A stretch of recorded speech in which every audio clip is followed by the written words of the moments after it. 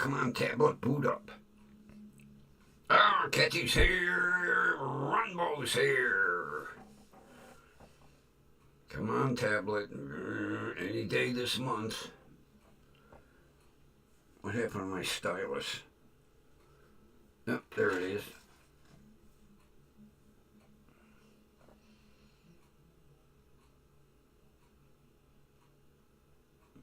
I actually took my police tough pad and put it on charge today, and I'm going to attempt to transfer the music off this tablet as much as I don't want to retire it.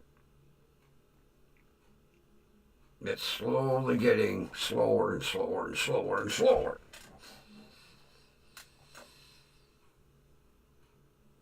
So, how's everybody doing?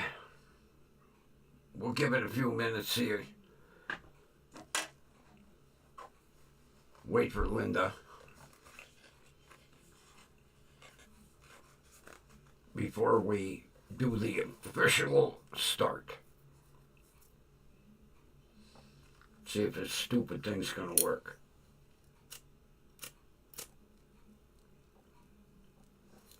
Yeah, it worked. Oh my God.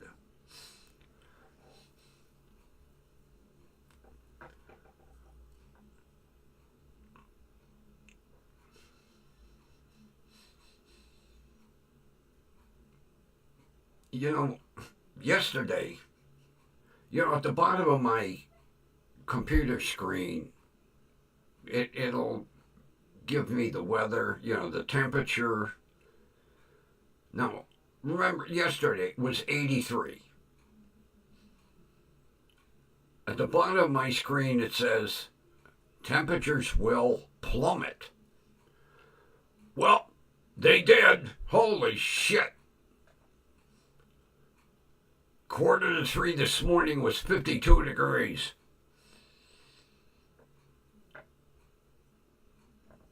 Linda's feeding. Okay. Well, let's get a roll on here.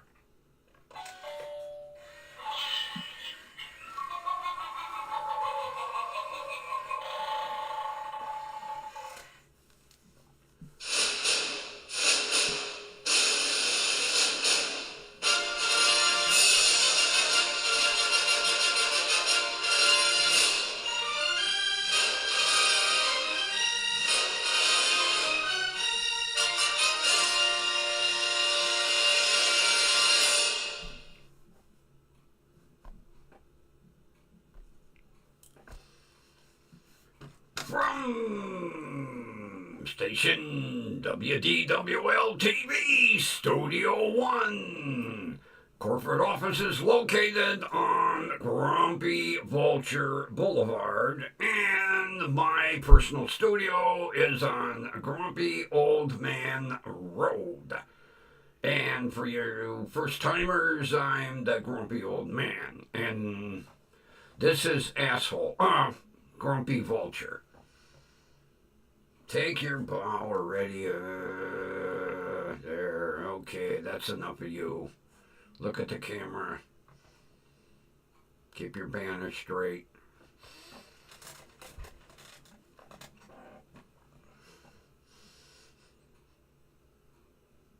Tomorrow I have to go, as much as I hate, on Amazon, because I want to order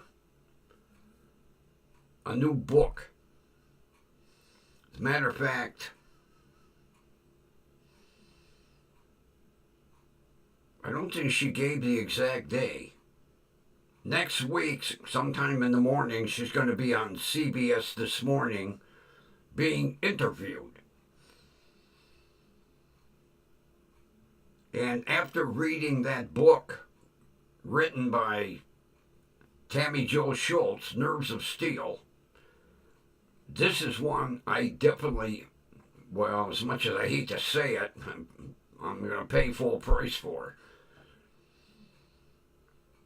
Hopefully it isn't that expensive. It's only 250 pages.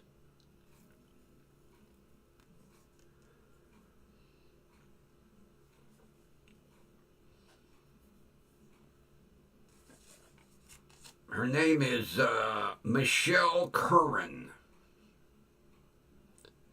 And from 2019 to 2021, she was a pilot with the Thunderbirds. As much as I don't like the Thunderbirds, she flew plane number 5 in the Thunderbirds.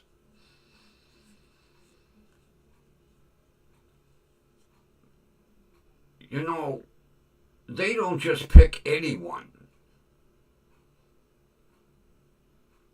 There is a rigorous process that they have to go through, and you've got to be one hell of a fighter pilot in order to even get considered. And she got picked.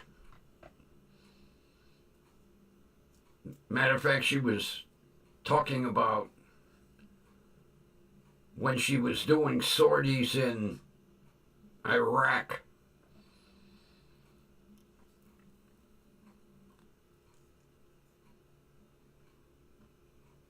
It was like a pre-interview. It was a YouTuber interviewing her, but she couldn't go into great details because CBS has got an embargo on her.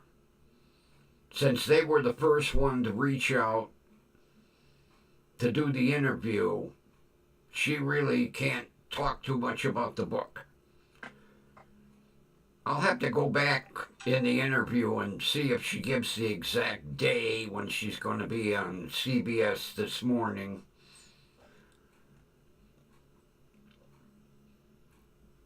Probably a goddamn $60 book. I'm like, I'll wait. I'll wait until it's in the used book section on Amazon.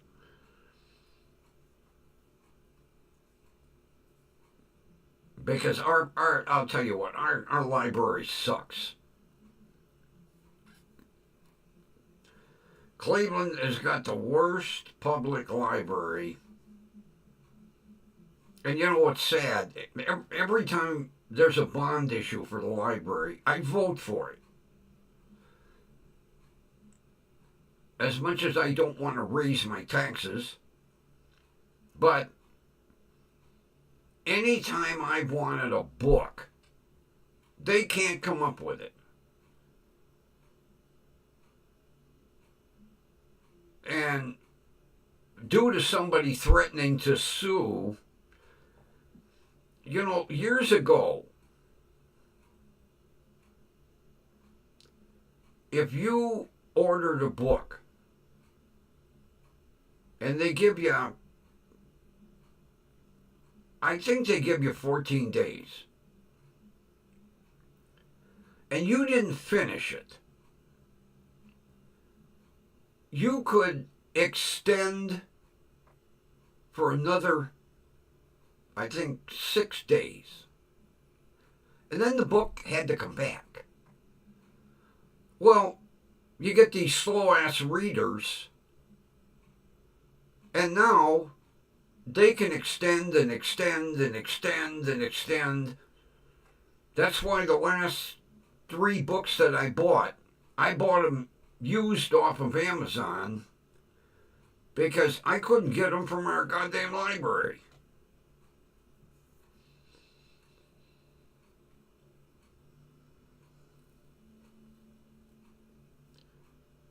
You know, you go in the library, you place an order. I do better off at, McDonald's. You place an order, here it is. You order a book from our library. You sure you don't want any one of these other books? No, I want this book. Yeah, but there's some good reading in this library. I don't care. I want this book. Okay, we'll order it. 2 weeks later, you go in the library. You got my book? No, it's on extension. How long? 6 days. Okay, I'll see you in 7. 7 days later, you got my book? No, it's still on extension. 6 more days? Okay. 7 days goes by. You got my book? No, it's still on extension. What do you got? One book? Did the library buy one book?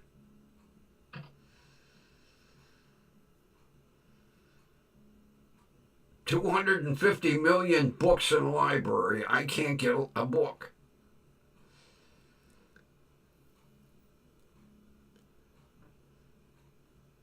The title of the book is The Flip Side. And she basically named it that for when they fly upside down.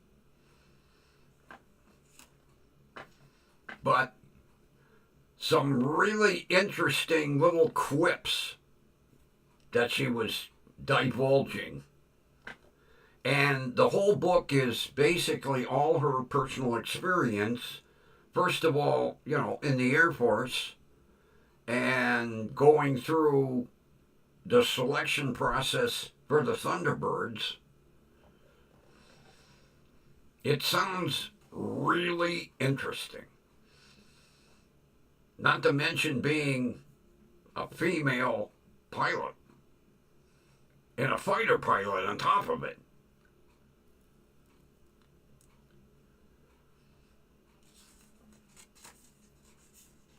She flew the F-16C Fighting Falcon. The Fighting Falcon. As a matter of fact, between 2019 and 2021, every year they have a guy that does a live YouTube from the air show. I don't remember if he interviewed her or not. I'm sure he would, being a female pilot.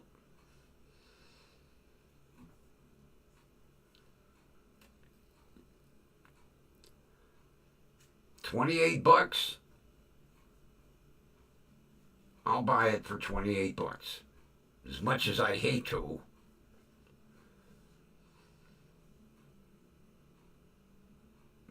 I'd rather buy it used.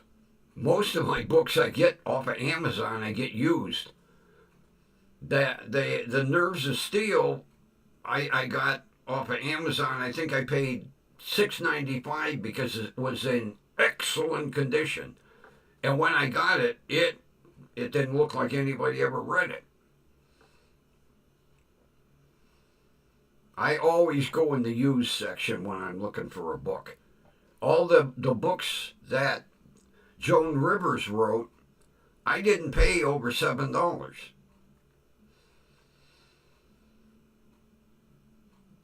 And boy, I got a shitload. Holy Christ. I don't know how she found time to do a routine and write a book at the same time.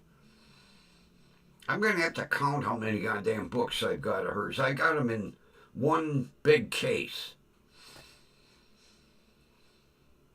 And then I've got the book that her daughter wrote.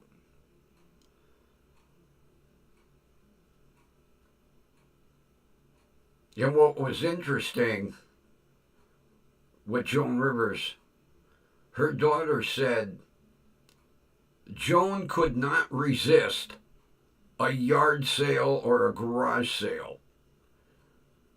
She said many times she would be going to the venue to do a rehearsal, and they drive by.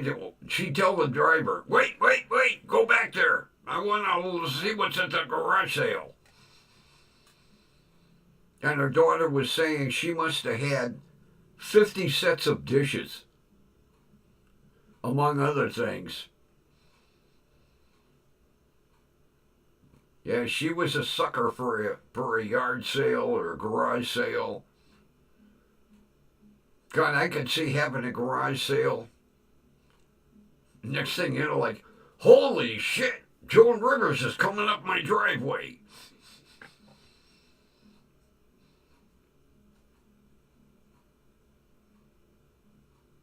And then the they called it an apartment. Actually, what she bought right off of Times Square was it was an old ballroom, and she converted it into basically an apartment because oh, what the hell's her name? Hoda. Hoda Kotb. Hoda had been there for dinner several times. And she said, boy, did you talk about lavish.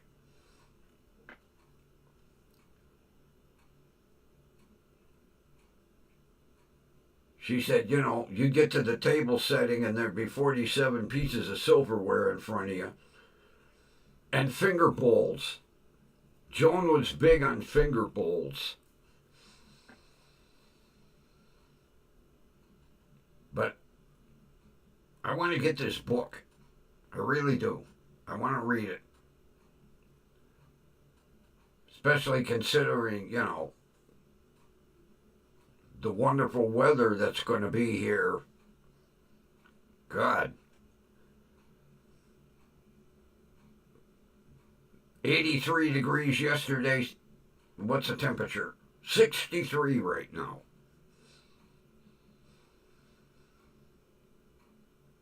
I need it a little warmer because I have to bleed the front brakes on the shit box. They're not. The pedal isn't where I like it, and I think it's the front brakes.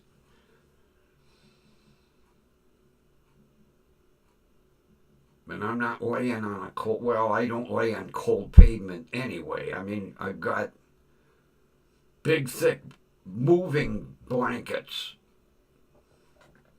that I lay on. 270, yeah. She said 270, 272. Okay. Took her 3 years to write it.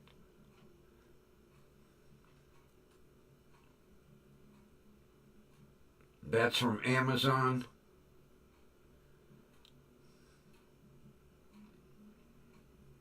I don't think I'm going to get it any cheaper anywhere else. Especially being a brand new book. And considering maybe that's when she's going to be on CBS This Morning on the 9th. I think they usually interview authors when their book releases.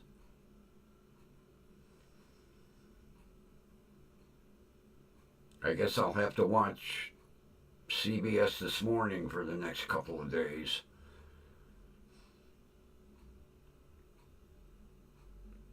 Then oh, jeez.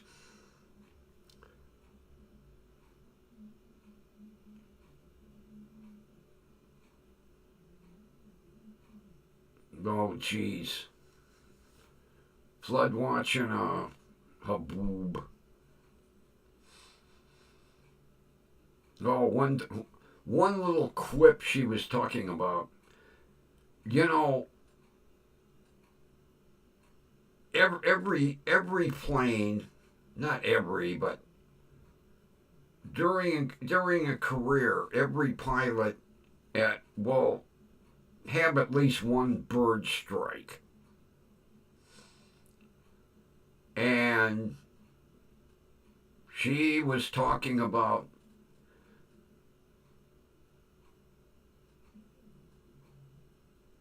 doing a practice mission. You know, they go out and she's flying along at about 260 miles an hour, and she hits a bird.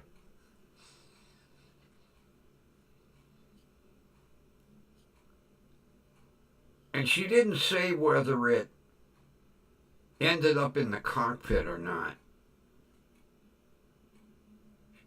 Matter of fact, she didn't say exactly. Put it this way: wherever this bird got hit, it was still in the plane when she landed, because it didn't go through the engine. And I thought it was kind of funny. You know what she hit? Oh, a vulture. He's out. He's out. Come to. Come to. Come to. Come to. Come on. Come on.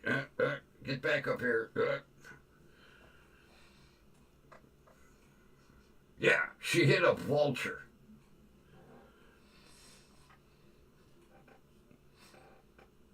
I thought that was hilarious. Oh, she killed one of your relatives. Oh, well, shouldn't have been flying in her flight path.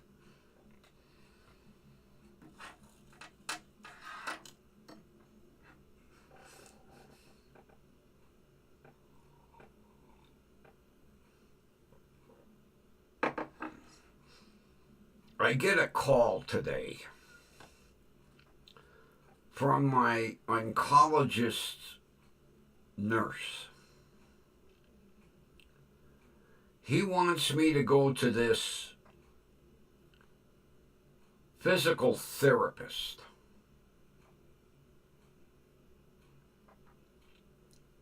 I said, I don't want to go to no physical therapist. He wants you at least to see her once. And then you can make a decision. I don't need physical therapy.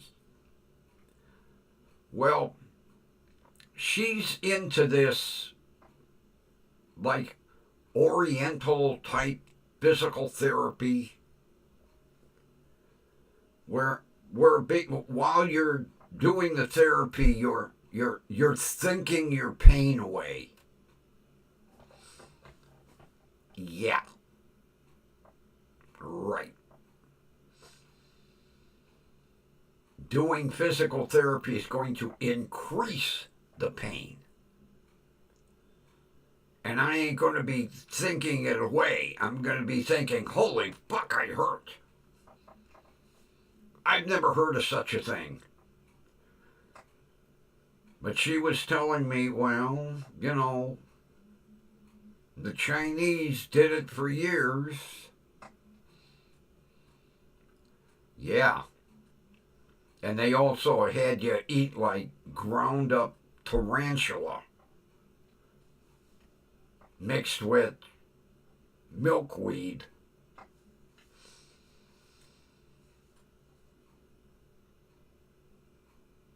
Yeah. Not to mention it's down at the Maine.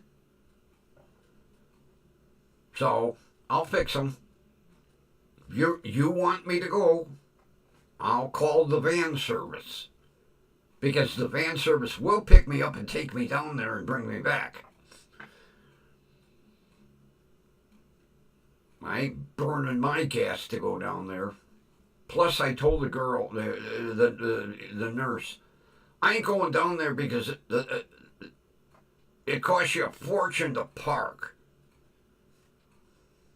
Ever since the new company came in, they jacked the parking rates up. She called me back. She went, we've agreed to waive any parking fees.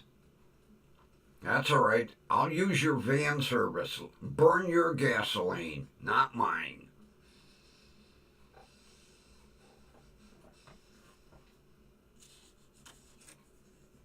Tai Chi, some bullshit.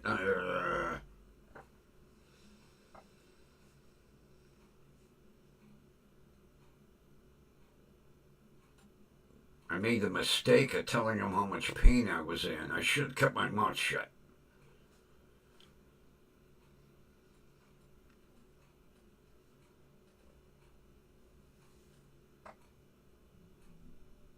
Yeah, think your pain away. Does that mean if I really concentrate and think someone's going to drop $100,000 in my lap, it'll happen? I don't think so. Although, maybe I could get Glenn Harlow. He seems to have money to burn. Does he want to drop maybe 50, 60,000 in my lap and I can go buy a new Nissan pickup? Although it would have to have a manual. God, they're slowly doing away with a manual. Oh, man. I found out the other day at the Jeep factory in Toledo, only 30% of total production is manual transmissions. They're taking all the fun out of everything.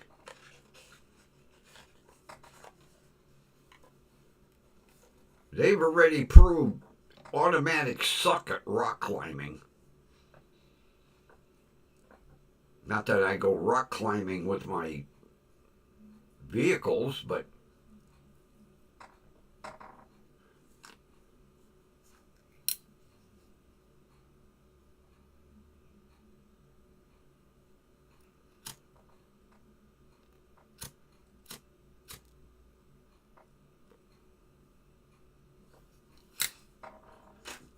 yeah, right.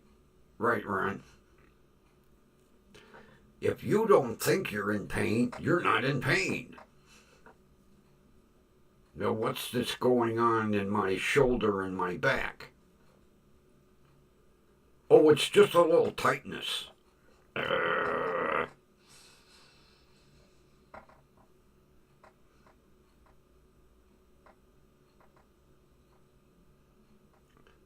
When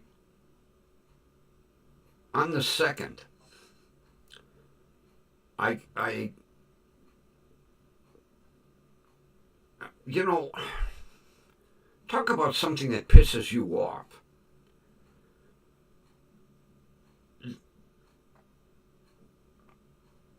They want you to use my chart.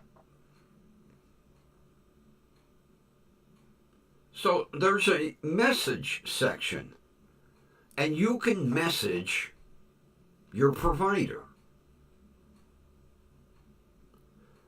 I messaged my provider to give me a call. I received a stern telling off from his nurse. That's not what you use my chart for.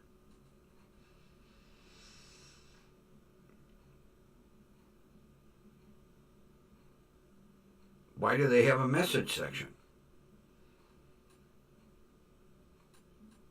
So then I called. Well, what do you want to talk to them about? About the pain medication that they prescribed. Oh, you have to come into the office. They don't do that over the phone. Is there a message you would like to give him? Yeah. Tell him the shit that he prescribed me is basically candy and ain't gonna work. She's like, would you describe in detail? I said, yeah.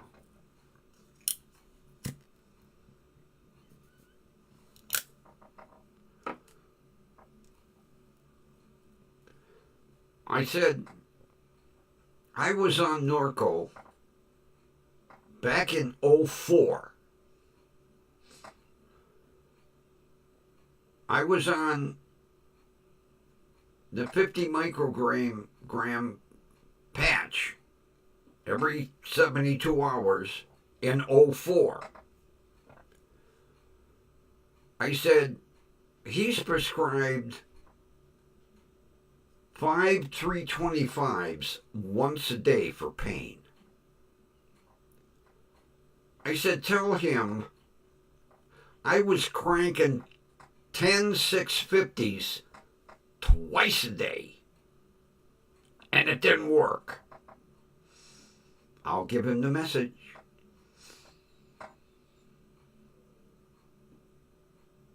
So I get my prescriptions yesterday. I'm now on Oxy. 5 325s. Oh, once a day. That ain't gonna work.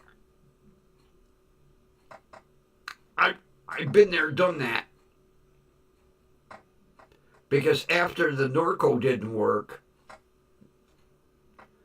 they put me on the Oxys.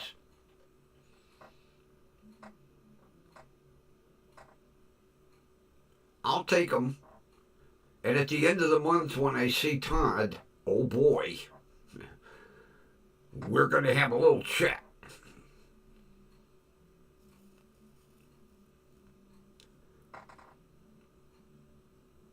I told the girl, I says, I'm back in 04. When we started this shit.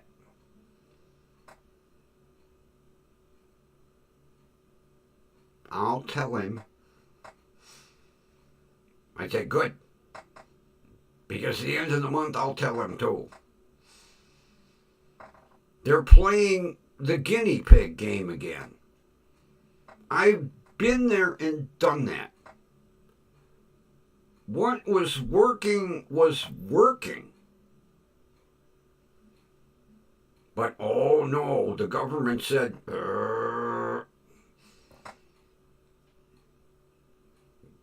you're on too much fentanyl. We got to get you down. Well,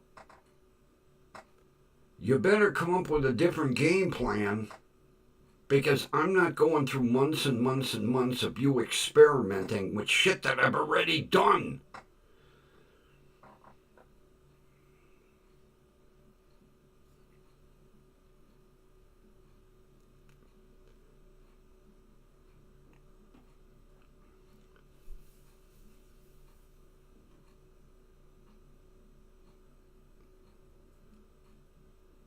I did the Norco, which is basically hydrocodone. I did the 5 325s, then the 10 650s, which I was having a problem because back in the day, pharmacies didn't carry that high of a dose.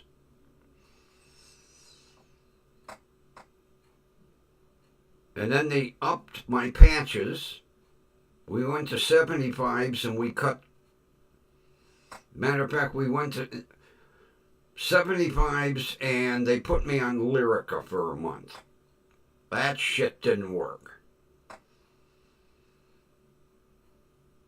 So then we went to 75s and the gabapentin. And I was doing, I think, 12 milligrams a day. Not 12. 1,200 milligrams a day. And that wasn't working.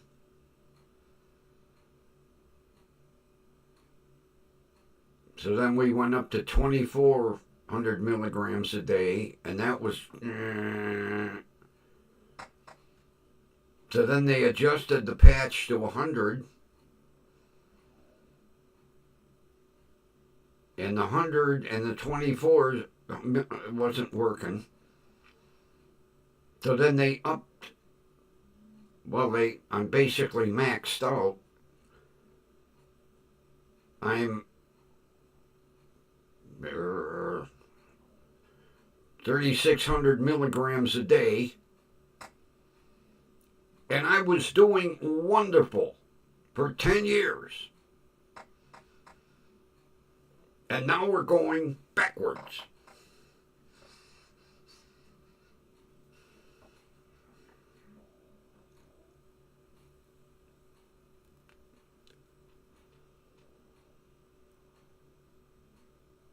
And in 10 years,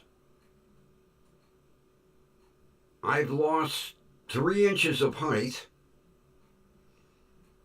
So everything's compressing and the degenerative nerve disease is getting worse.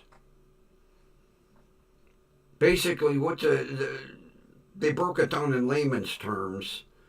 The disease is eating the linings off the nerves.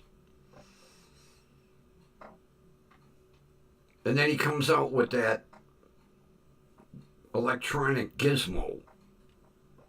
No, he's not shoving a cable up my spine and implanting the pain computer. I don't think so. And we ain't doing no morphine pump either. No.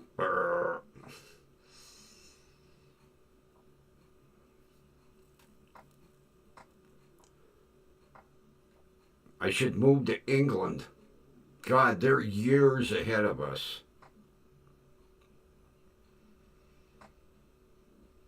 But see, what they give over there in England, the FDA won't approve here. And I mean, some of this stuff they've been using for 10 years, and the FDA was like, nah, no.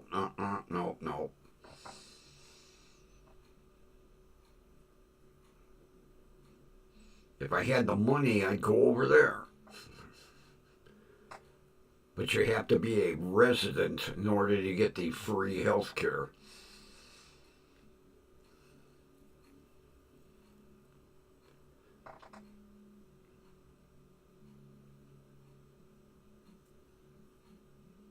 So,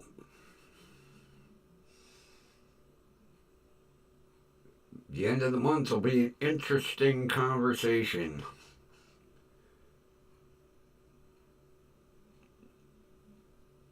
Especially, I know that Todd will call his boss in, and then the 3 of us will have a chat.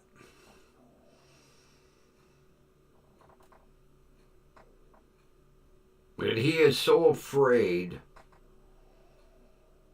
that, the goddamn government is going to go, oh, look at this grumpy old man.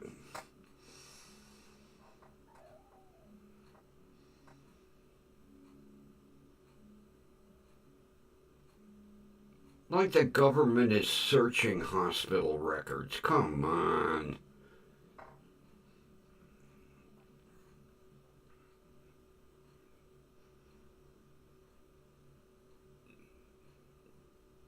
He acts like, the goddamn FDA has got a camera in his office.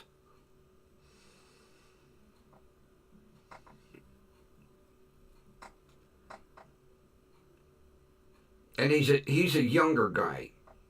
And, you gotta have the old school doctors. Because these young ones, they don't...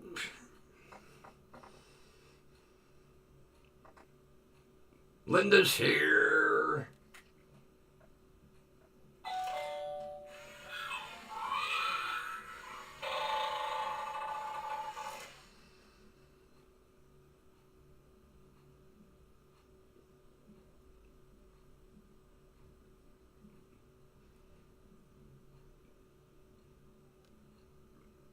And, the thing that really pisses me off is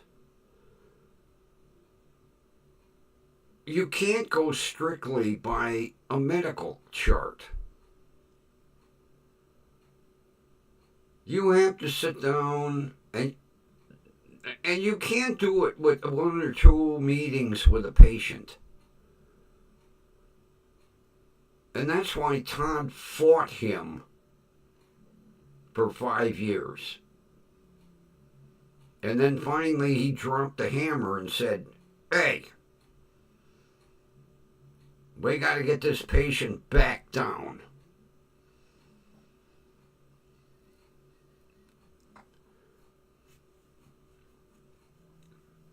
Not to mention, I told you, Todd read my whole medical file from the clinic.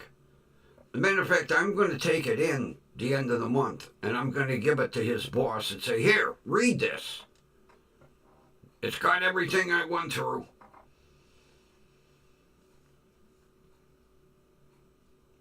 Matter of fact, I keep getting messages on my chart. Go get your x-rays done. I got time, Jesus.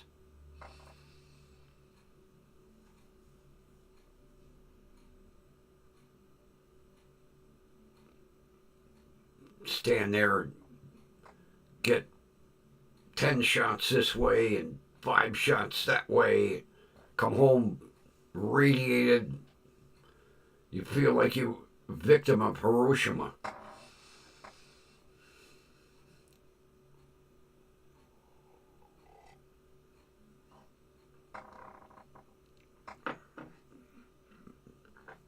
But you know, all the old school doctors are retiring. And you get these young guys that they think they know it all.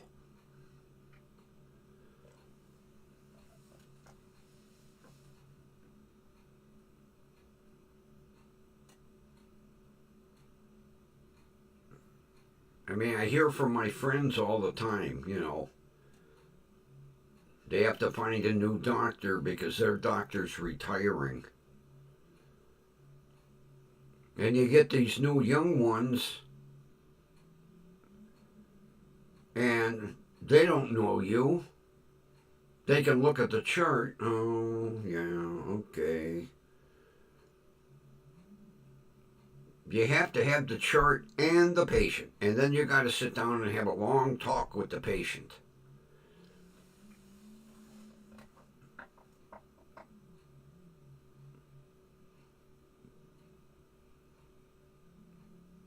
And the thing that pissed me off is when I sat down with him, he didn't want to hear half of what I had to say. He's another one of these that looks at his watch. Oh, I hate that. I hate a goddamn doctor that looks at his watch all the time.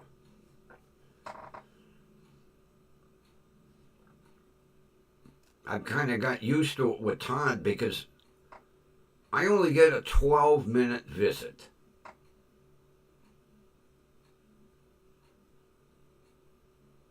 Now, being with him for 10 years, in that 12 minutes, him and I can do a little banter back and forth, and I can, you know, give him how I'm feeling.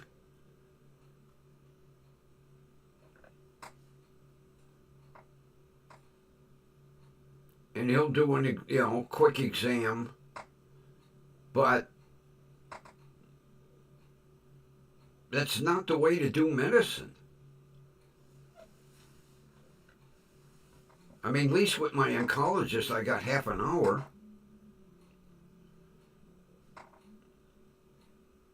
And I get an hour with my shrink. But the important doctors, it's all money, money, money. That's all it is. Money, money, money. The more patients you see, the more money.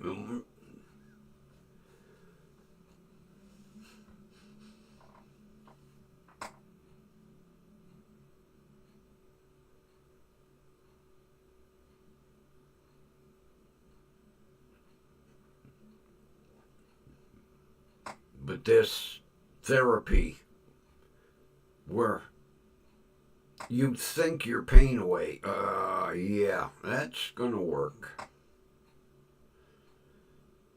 Not.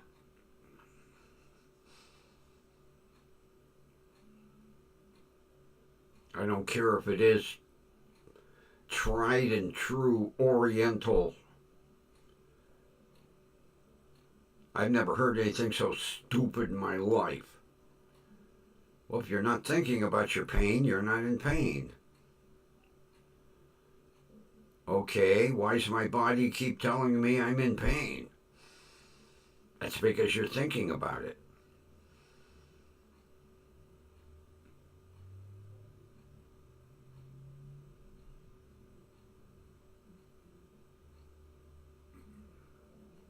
That might work for some young kid. Ain't working for me.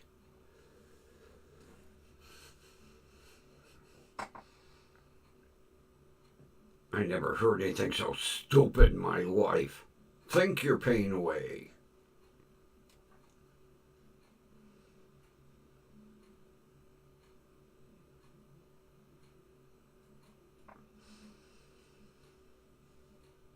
Pfft, stupid.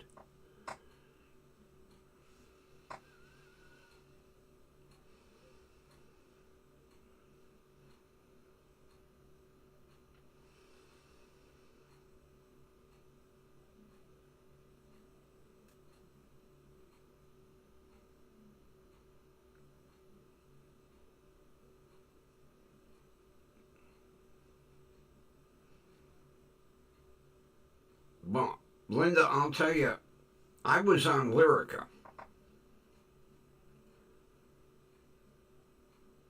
and that aggravated my neuropathy more than anything.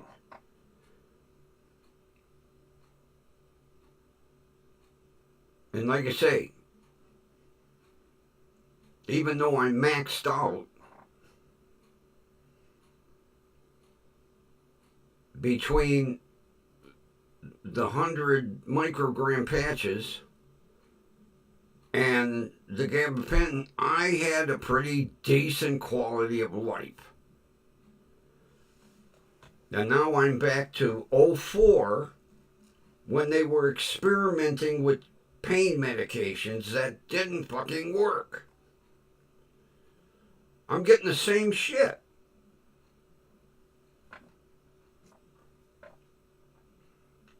The same stuff I had 21 years ago that didn't work. And we finally got something that worked. And the government went, oh, no, you're over medicating them with fentanyl. No.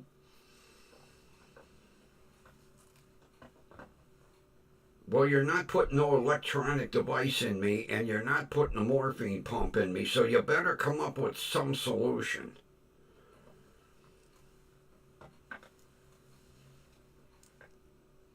Crock of bullshit.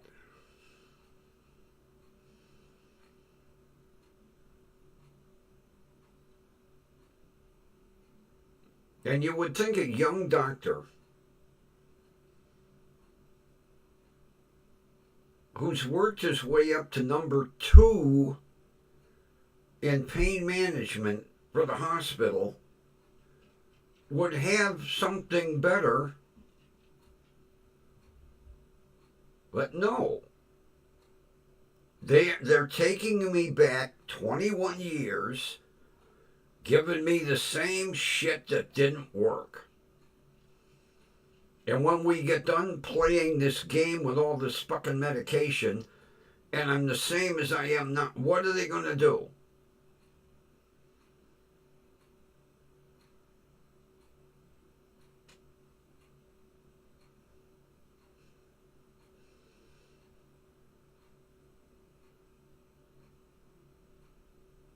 There is no way Big Brother is checking every single hospital with every single pain management patient to see what they're being medicated with.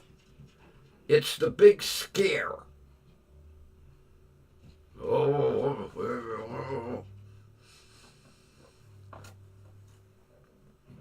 I could guarantee you if some goddamn politician in Washington was in the same situation as me, he would get excellent treatment. He'd be pain-free. Goddamn FDA assholes. Issue a directive.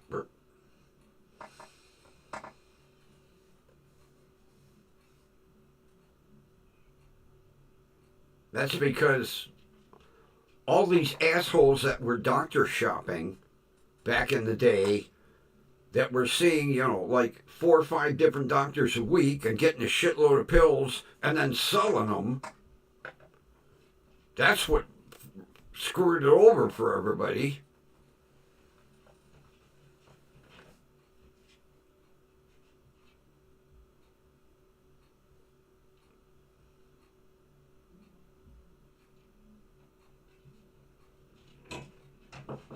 I liked it when that was my clinic doctor. At the end of the hall, they had converted an unused office. It looked like a pharmacy. And he would give you a bag of samples. Here's a month's worth. Try it and see if it works. If it don't work, we'll try something else. That way you didn't go get a goddamn prescription that didn't work and waste the money. But then the FDA went, Burr. Because some doctors were, all right, they were playing favorites to the drug companies. And I remember back in the day, my doctor had to go to a medical seminar in like Cabo San Lucas or Fiji or, the Riviera. These drug companies that invite 50, 100, 200 doctors and pay for everything, because then the doctor would go, oh, I'm going to prescribe all of my medications from ABC medical company rather than EFG medical company.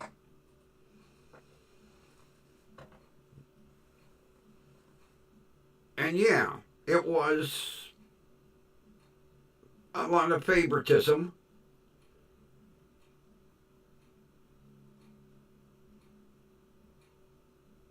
Because I remember talking to my doctor, and I'm like, how was your medical seminar? Oh, wonderful. I got a nice tan,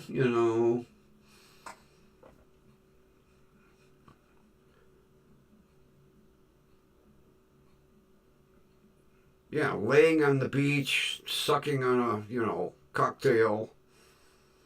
Medical seminar. Uh-huh. It was the drug companies catering to these doctors. It's like, well, hey, we'll invite you to the next medical seminar on the French Riviera if you will consider our drug line.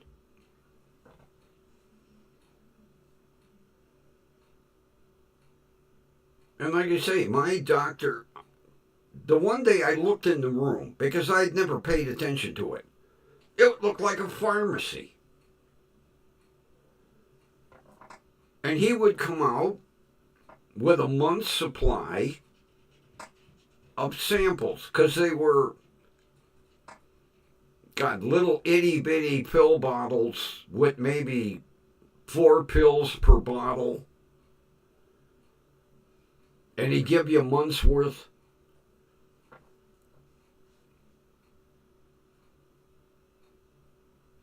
And if it didn't work, okay, here, try this. And if that didn't work, okay, here, try this.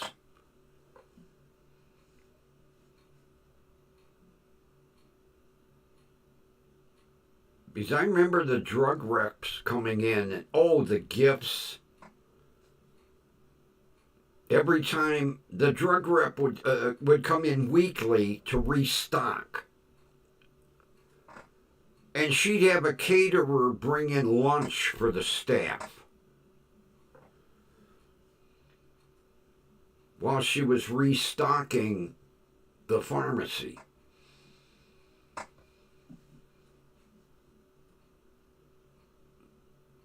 Because I happened to be there around lunchtime, and in comes this catering company, you know, boom, da-dum.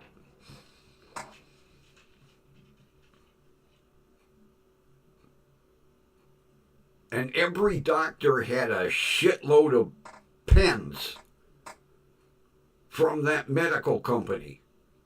And they'd be on the desk when you checked in, and the nurse would go, okay, you're checked in. Oh, by the way, take a pen. I've got a shitload of them.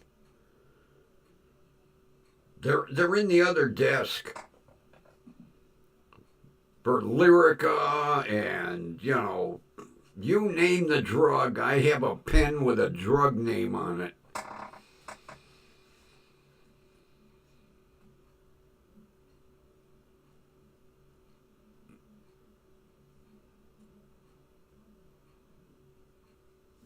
I don't know if I have any here.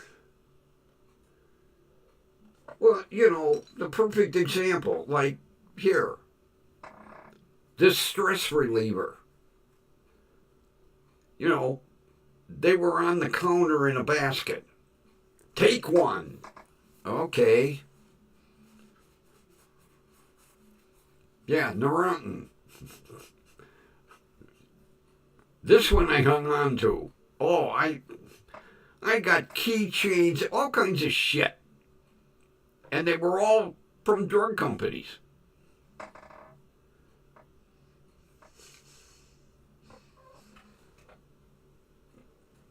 Do I have any pens in this? Let me look here. I have a pen thing here. See if I have any drug company pens in here.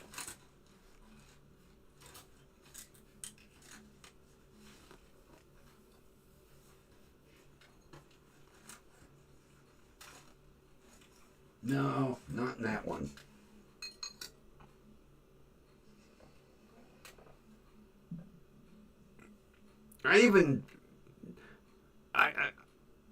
I had them pocket flashlights like the doctors used to carry, the throwaways.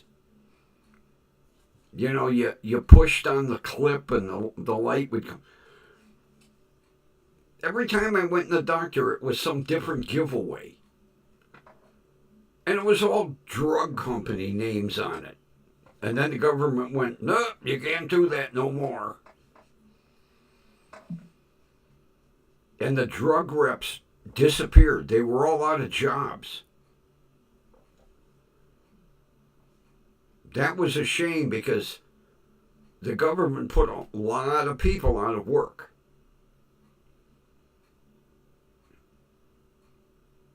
Because that was their job.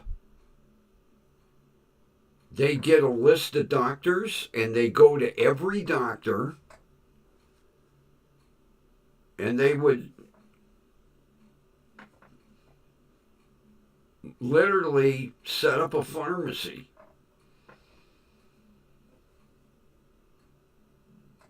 And I remember there were two different drug reps because half of that room was ABC Drug Company and the other half was DEF Drug Company. And the girls would show up on different days and they would both bring catered lunches. And if the doctor wasn't going to a seminar with this drug company, he was going to a seminar with this one. And I could see the government going, I don't think so. No, no more of that shit. Because they weren't seminars. They were paid vacation. All right, maybe one day out of the 5 days, they would have to go and sit for a PowerPoint presentation. And then they were laying on the beach with a cocktail, getting a suntan. And they weren't staying at no Motel 6s either.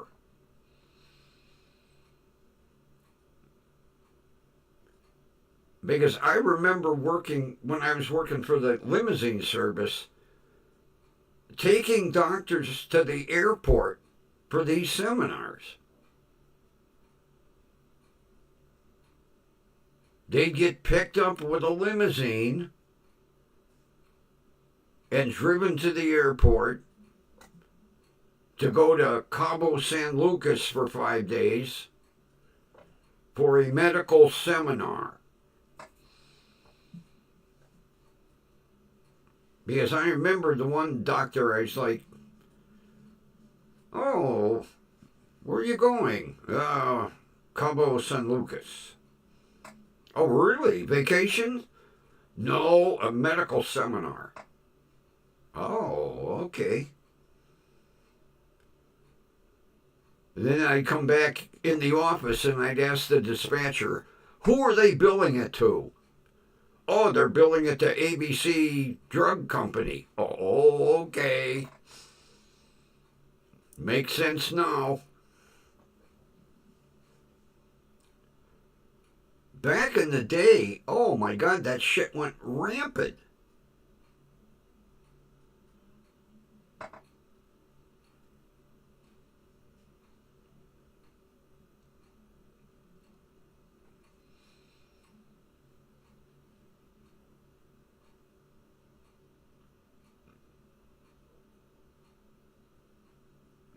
Oh yeah, when I was managing the body shops, oh, some of the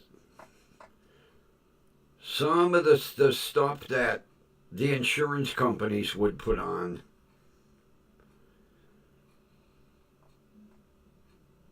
We'd meet like at the Ritz-Carlton for dinner, courtesy of State Farm. And then meet at, oh God, what was that? Ruth's Chris Steakhouse, courtesy of Allstate.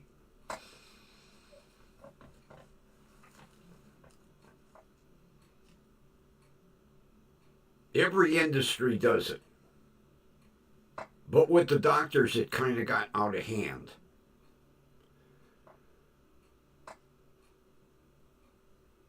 And I mentioned it to Todd, and he was like, yeah, I've heard the stories. But by then, the government had shut all that shit down. He said, boy, I would have loved to go to Cabo San Lucas with my wife for 5 days, courtesy of a drug company. All expenses paid, everything included.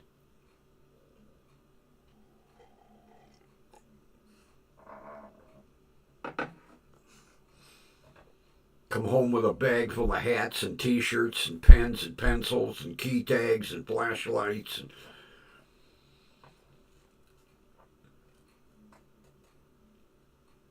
And there were some doctors that only would prescribe medications from one drug company. And yeah, I could see, a smaller drug company trying to get their foot in the door. And the doctor's like, well, do you have medical seminars on the French Riviera? Well, no. You gonna bring us a catered lunch every time you come in? No. See ya!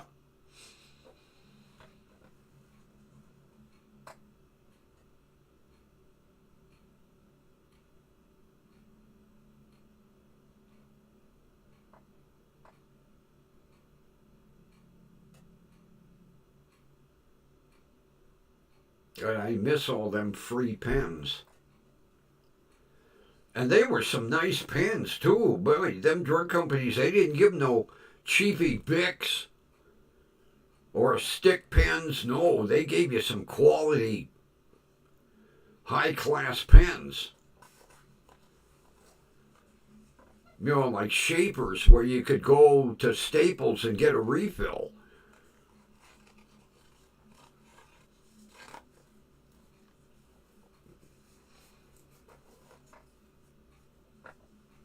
God, I can remember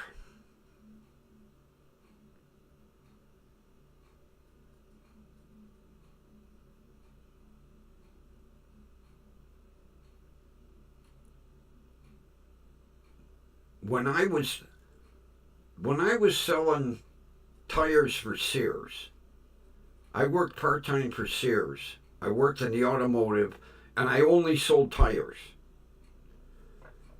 And Goodyear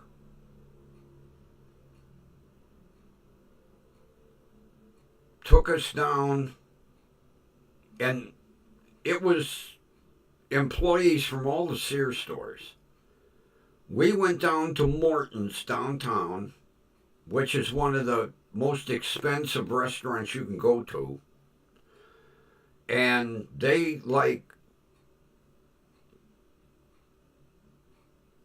leased the party room, and must have been like 200 of us in there. And we got cross pens. And Ron, you probably have owned cross pens over the years. They are high-end pens. We got, matter of fact, I'll bring it. I keep certain paperwork in the one. We got these nice valises, and we got T-shirts and hats, and God, what else?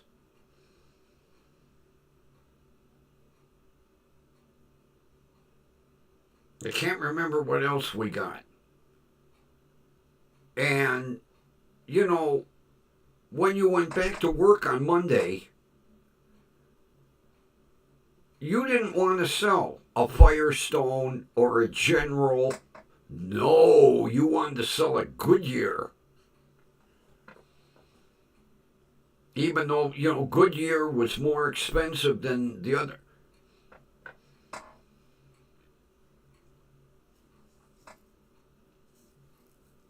Because Goodyear always gave us the best items. Firestone would come in, you get a hat and a T-shirt, Did they take you to dinner? No. General would come in, you'd be lucky if you got a T-shirt from General. So what would you sell? Goodyear.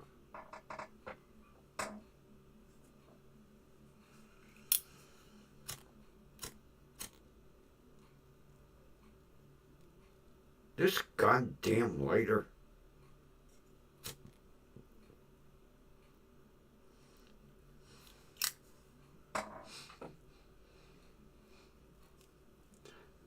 Yeah, I'll bring that.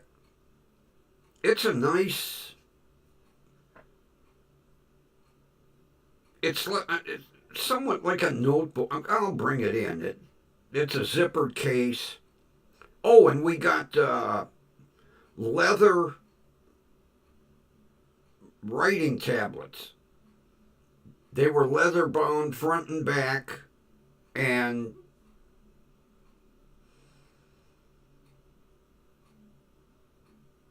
no, they weren't legal size. They were regular size notepads inside where you could just slide them in.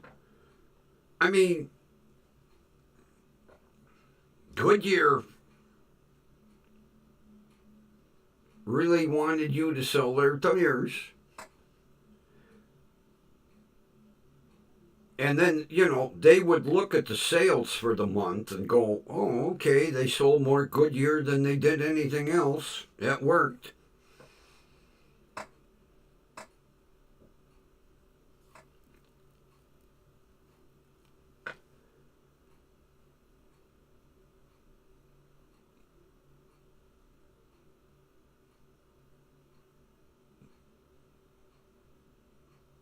I don't know if that stuff still goes on today because, the government has cracked down on so much stuff.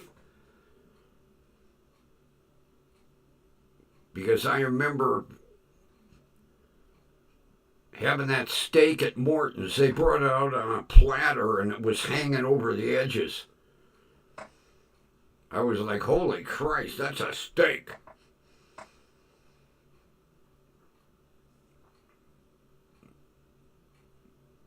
And then they would, do a little PowerPoint with the upcoming tires.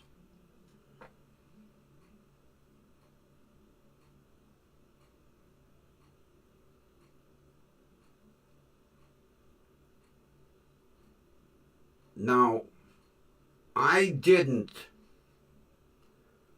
sell tires that way.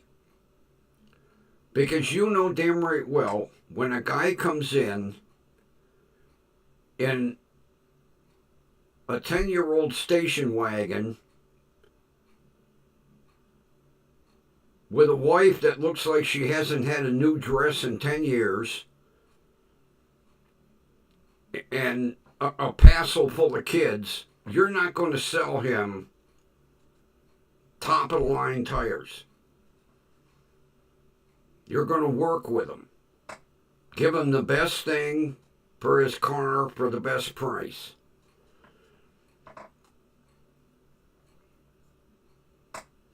Matter of fact, what I used to do, and I never once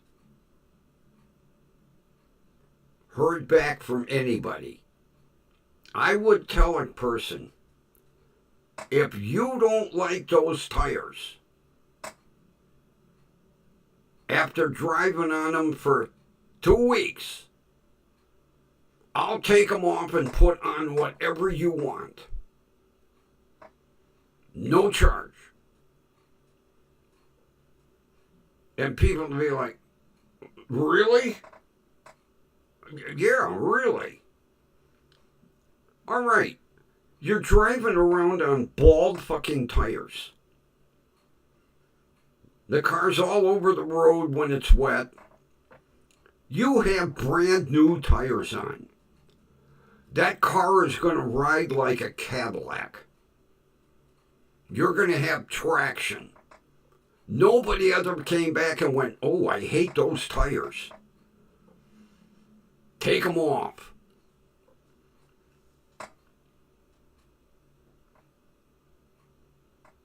And I knew from experiencing it myself, you put a brand new set of tires on a car, it rides completely different. And it rides better than what you drove in because they're bald, they have no traction. You have to put air in them once a week. And I would tell, if you don't like them after 2 weeks, come back and see me. I'll take them off. I'll put whatever you want on there.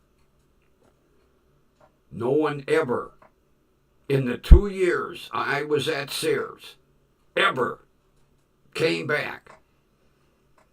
Well, they would. They were like, oh, you were right. Oh, my God, the car, oh, gee, it rides so nice. I never once had a customer come back and go, I don't like them Firestones. I want Generals. Never. Because I knew they wouldn't. You'd look at the car, you'd look at the tires, and oh.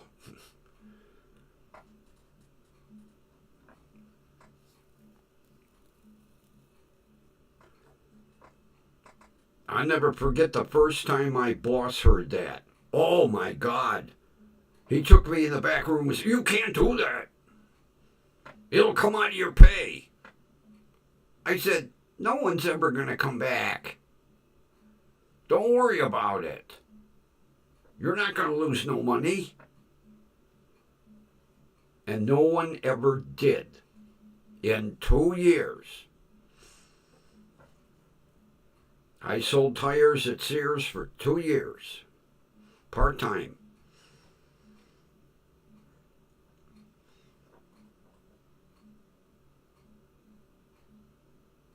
And the other salespeople would hear me say that, and they'd be like, "You can't do that." And I'd tell them, "They won't come back." "Oh, yes, they will. People are like that." Never.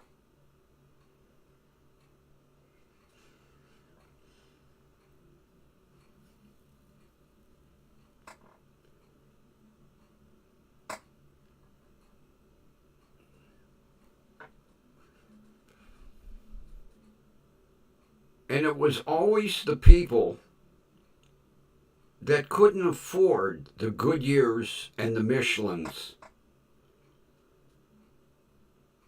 Because, you know, people were buying Goodyear top end tires or Michelins.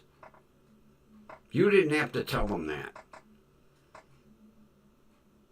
But a lot of time people are going like, "Oh, Firestones, I don't care for Firestones." Drive them for 2 weeks. You'll like them.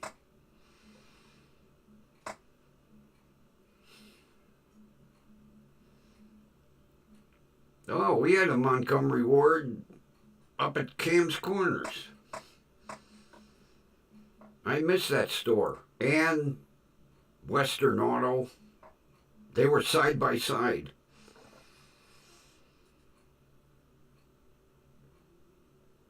I liked Western Auto. I got some good deals there.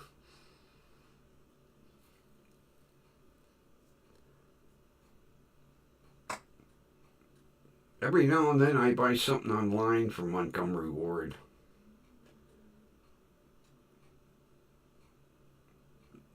I get a catalog twice a year.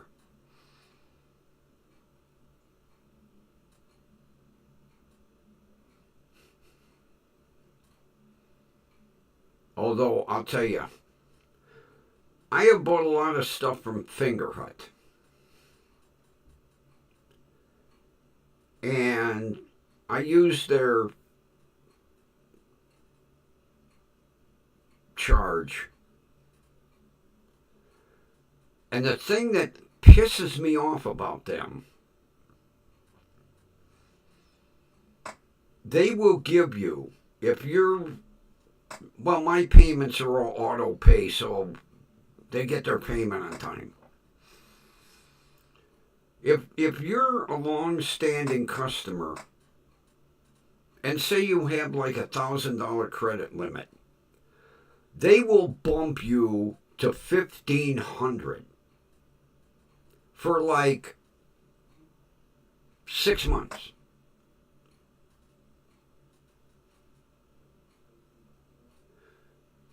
But if you don't take advantage of that credit increase because they want you to buy.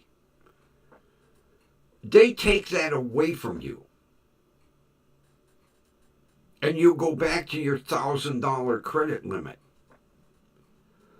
Well, the assholes report that to the credit bureau.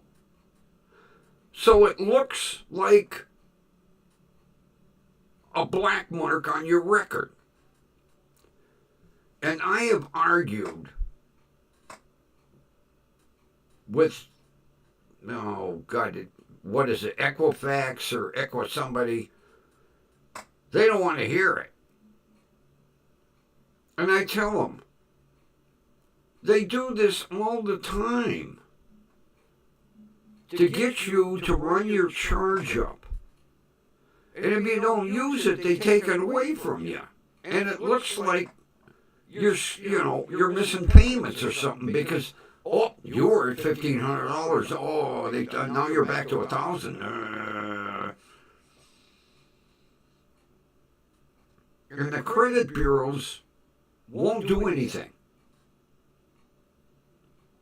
And they know Fingerhut does this shit.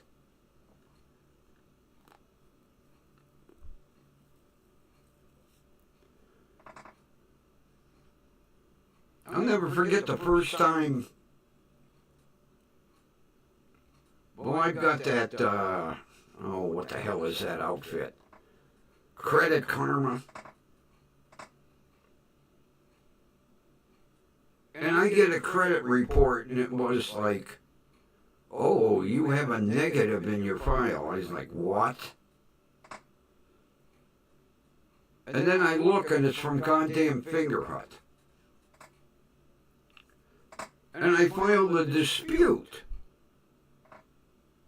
And they didn't do nothing.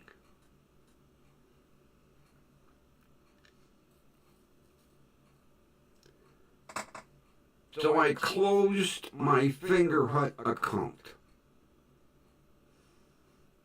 When the bill was paid, I went, no more. I don't want to be with you.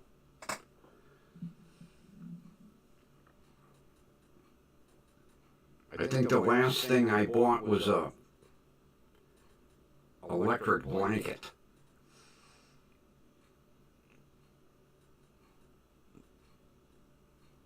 Although I should open some of them accounts back up because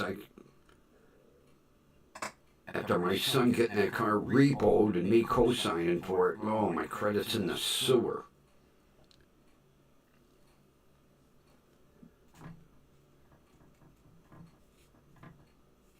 I knew that was going to happen. I knew it.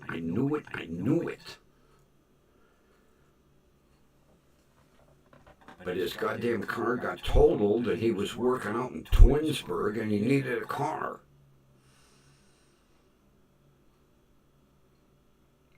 And he got fired. Brr.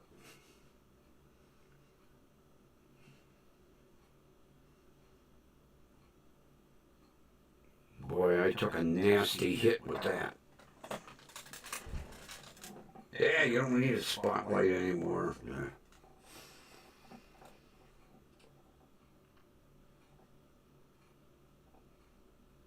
But that was bullshit with Fingerhut.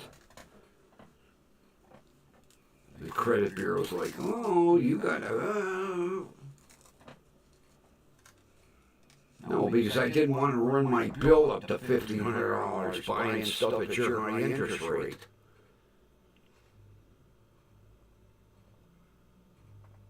I still have an account with Montgomery Ward, and I have one with Massey's. Matter of fact, I think it's time for me to look for another pair of shoes.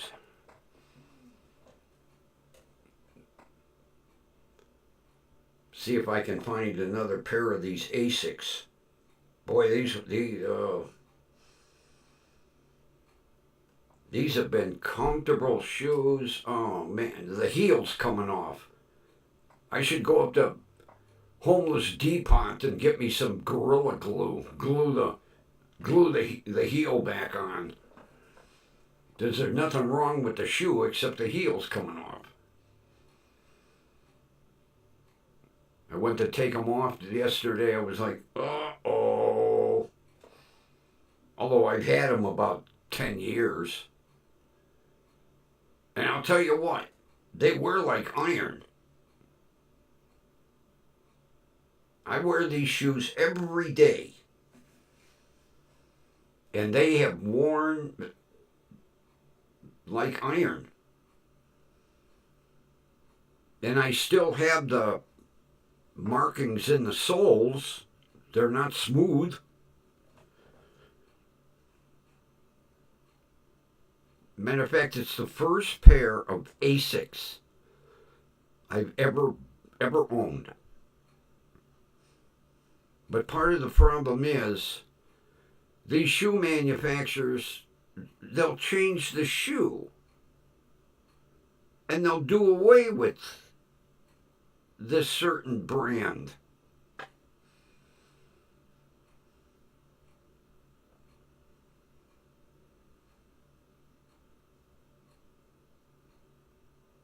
I can't remember.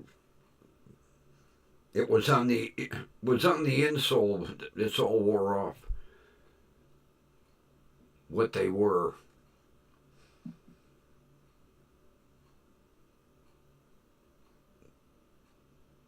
Although I'll tell you what, I love the clearance section in Massey's. Oh God, do I love that.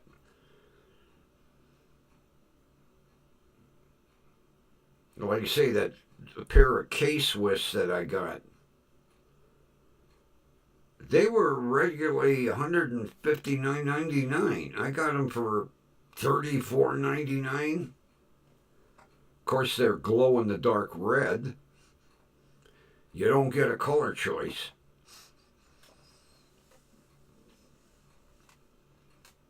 And size 14s are not that easy to find in the clearance section.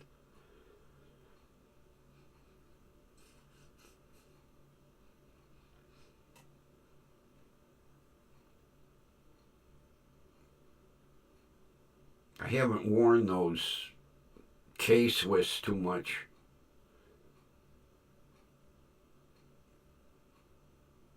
I have a problem driving with them because the sole is a little wider. And you know, the clutch and the brake pedal on the Nissan are like an inch apart. I go to hit the clutch and I'm hitting the clutch and the brake at the same time. I'm like, ugh. Goddamn foreign cars. Everything got to be Japanese feet, you know.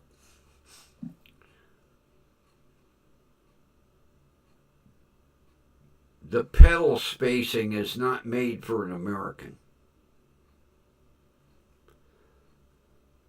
It's made for Japanese feet. They're all close together.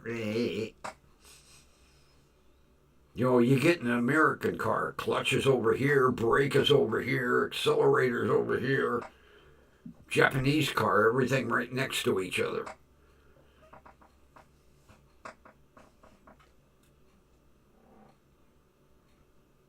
Matter of fact, today I had to check something because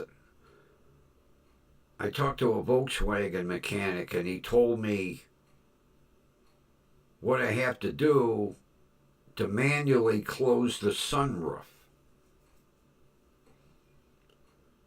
which can be a pain in the ass because I have to take this big light fixture down and then find where the Allen wrench goes. And I'm sitting in the Passat. Now the pedal spacing is pretty decent. But the footwell is about, oh my God, it's got to be this high. I'm trying to get out of the car, and I can't get my foot over the goddamn footwell. I'm like, oh, this is going to be fun. You know, American cars, the footwell's flat. The Volkswagen goes like this. I'm trying to get out of it. And Rob next door to me, he was laughing his ass off. He goes, what's the matter? You can't get out? I said, no. I can get in all right. I can't get out. I'm holding on the roof trying to pull my...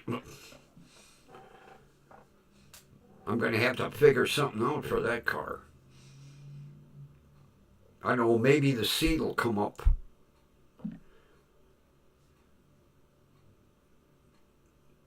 But yeah, right at the kick panel, I'm trying to get my foot out of the car. I was like, oh boy, did I make a boo-boo with this one. And then the shifter. The shifter's like this high. I'm like, where? I'm going to have to put an extension on it, raise it up some. Yeah, the thing's about 6 inches high. A little dinky shifter.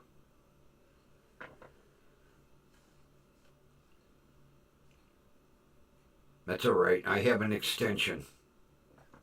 I'll bring it up about this high.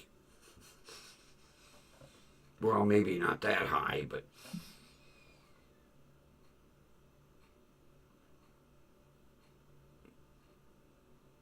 I got to get a hold of Dan's son, find out that things. It's got to be out of probate by now. It's over a year.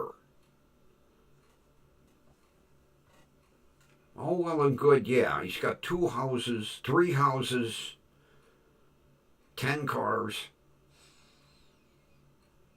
5 bank accounts. But it shouldn't take that long. Christ, none of the cars are worth anything. I looked at that poor Porsche today, too. Oh. If that thing wasn't so bad, I would consider it.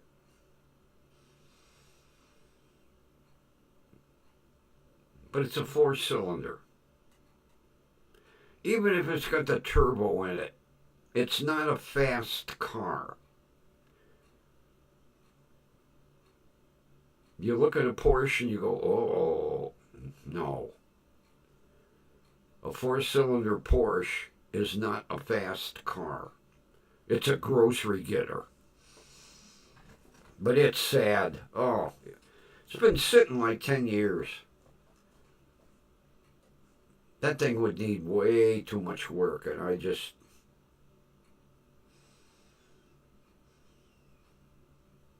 Now, if I was younger, I'd take a chance on it. But nobody...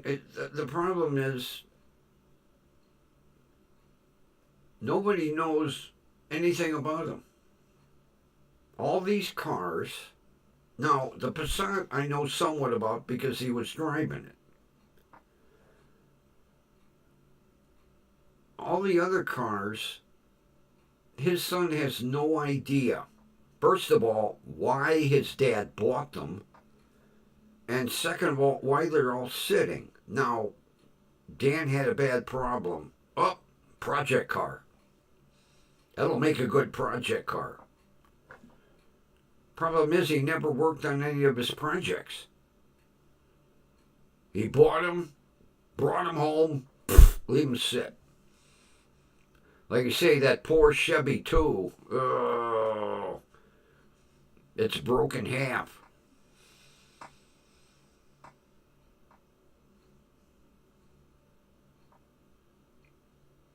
And I can't see enough of the Dodge Dakota to see what the hell's with that thing.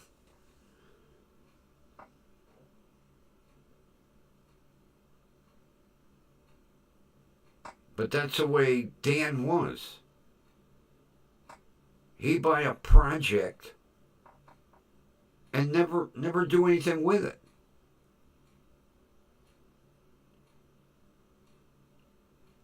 And part of the problem was, for several years, him and his son were estranged. And when his son looked at the other houses and looked at, he was like, what the hell did Dad buy that for?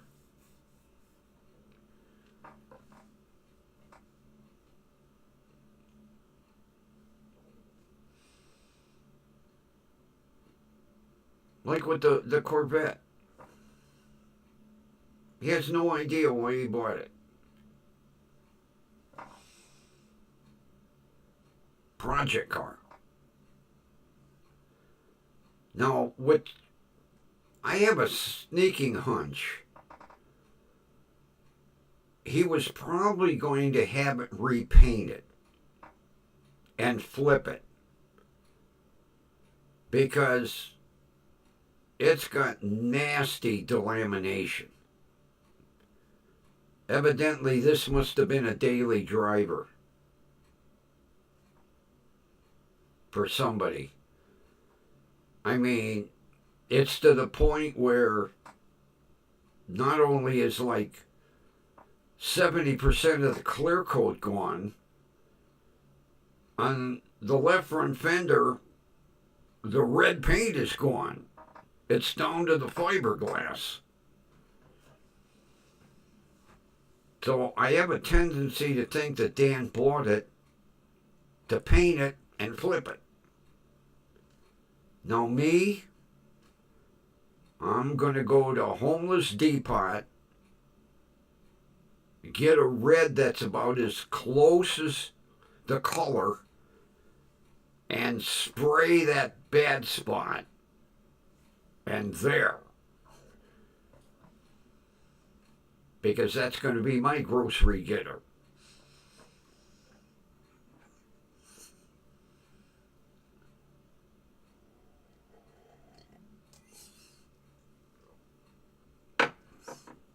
I'll get me one of them caps like they used to wear back in the 50s and 60s. All the guys that own foreign sports cars. Driver put the top down.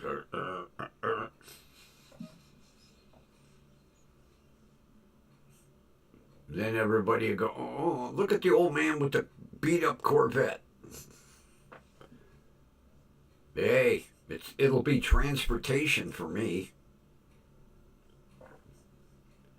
A backup vehicle. Because the shitbox is not going to last forever.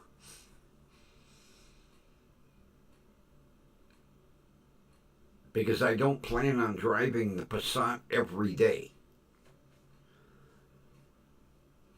My old reliable shitbox. And I have learned right now, with both vehicles going down on me, I have to have a main vehicle and two backups.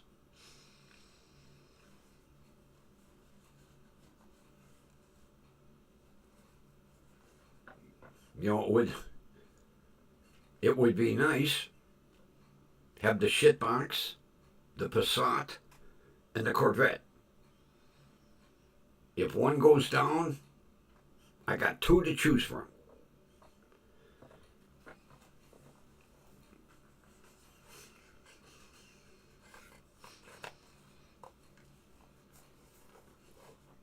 And God knows I got the big enough driveway for it. Behind the house, I love it, is a big concrete pad. I can put two cars on the pad. I could put one in front of the garage. I mean, I could put cars all over the place. Although I don't want to be like Dan.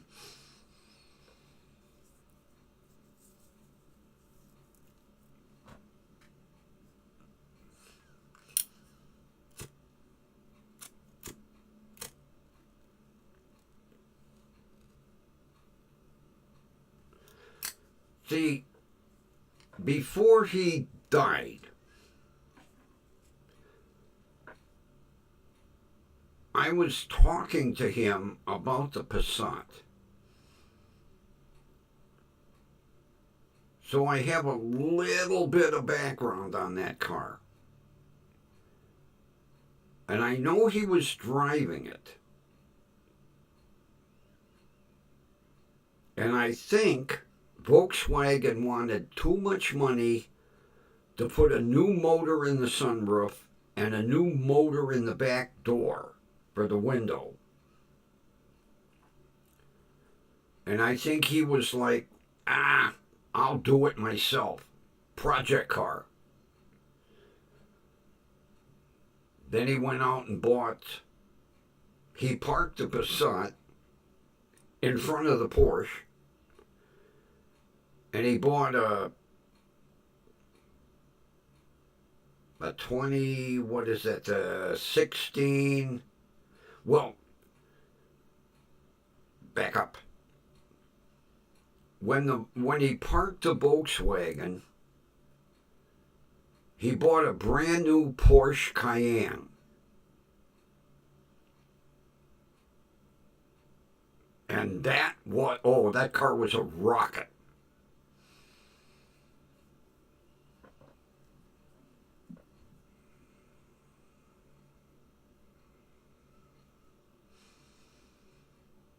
Oh, cool, Linda, thanks. I'm glad you talked to him for me. I appreciate that so much. It'd be nice to, have him pop in and say hi. I miss him. I've been watching for Nomad. I haven't seen him. I got to email him. That's all I got to do. So Dan had this brand new Porsche Cayenne Performance Edition. And he said that thing was like a rocket. Well, he was sitting at the bottom of an exit ramp. And this idiot who was sober come down the ramp and didn't stop fast enough and ass-ended the Porsche Cayenne.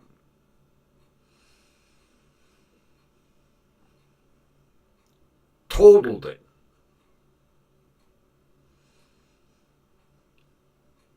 So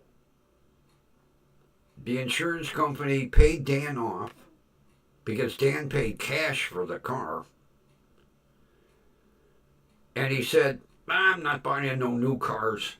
And he bought this used 2016 RAV4.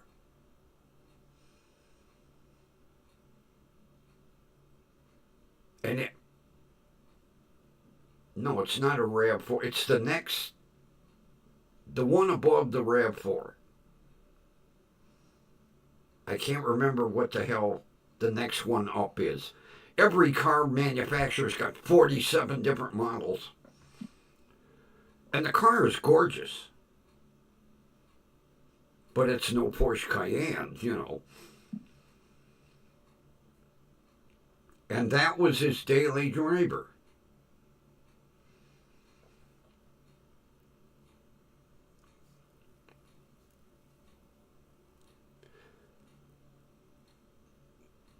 Well, Linda, I've never been a Corvette fan. First of all, they're ugly, and they were way overpriced.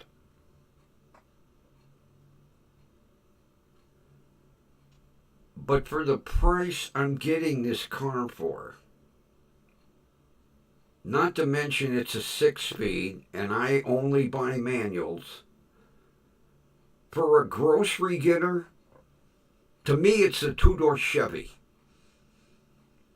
That's the way I look at it. It's a two-door Chevy. But, I'm getting it for a ridiculous price. Absolutely ridiculous. Put it this way, if I junked it, I would get more for it. Now, sitting as long as it has, I might end up junking it. But to me, it's a two-door Chevy convertible.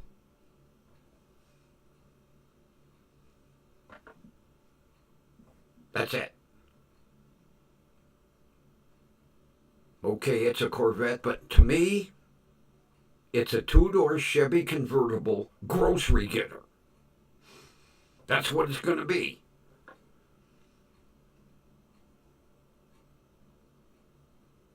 I barely drive, and I clocked it in the shitbox. 50 miles a month. Because Mark's is 3 blocks this way, My doctor is 3 blocks that way. If I go to Save a Lot, it's 6 blocks this way. If I go to Aldi's, it's 4 blocks. The farthest I ever drive is out to Parma, and I only do that maybe once, twice a month. Last month, I put 51 miles on the shitbox. Because at the end of the month, when I fill the tank, I zero out the trip odometer. I don't drive more than 50, maybe 60 at the most. So to me, my vehicles are grocery getters. And that's the way I look at the Corvette. It's a 2-door Chevy convertible with a manual transmission grocery getter.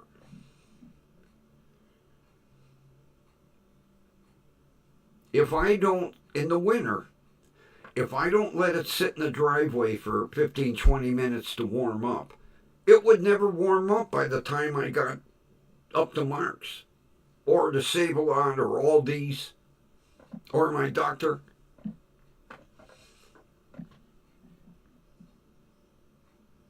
Some people are like, oh, Corvette. Oh. I've never looked at them cars that way. I had a buddy that had one. He bought one brand new. What the hell year was that thing?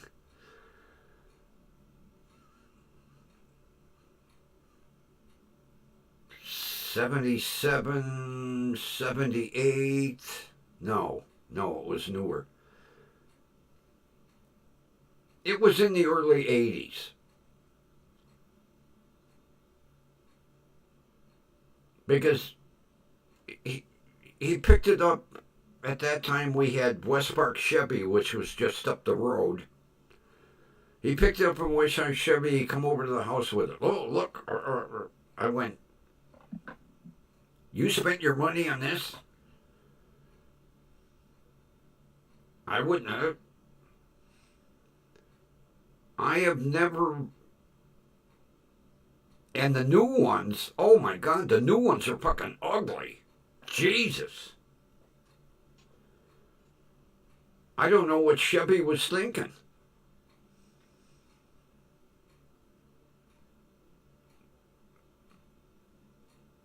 And this one is nothing special. It's got the baseline V8 with a 6-speed. Man, it's a convertible. Nothing. And like I say, with the clear coat peeled off of 60% of the car, and the red paint peeled off the fender, it's a 2-door Chevy convertible. That's it. Now Mustang, whoa. Give me a GT 350R. Oh. With a 6-speed.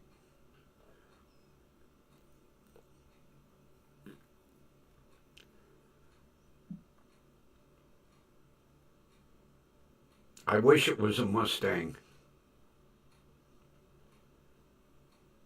Boy, I'll tell you what, there's a guy here in the neighborhood's got it sounds mean.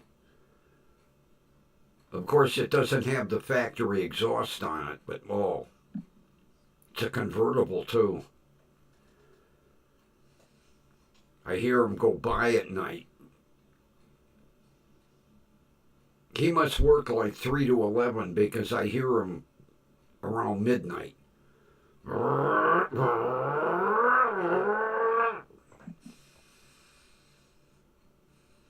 I'll have to find out where he lives.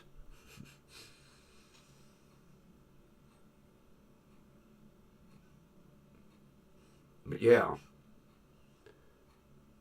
to me, it's a 2-door Chevy.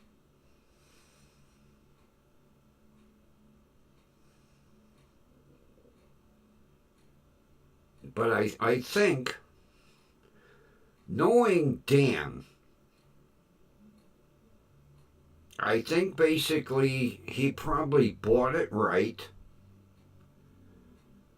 was going to have it totally repainted, and then flip it.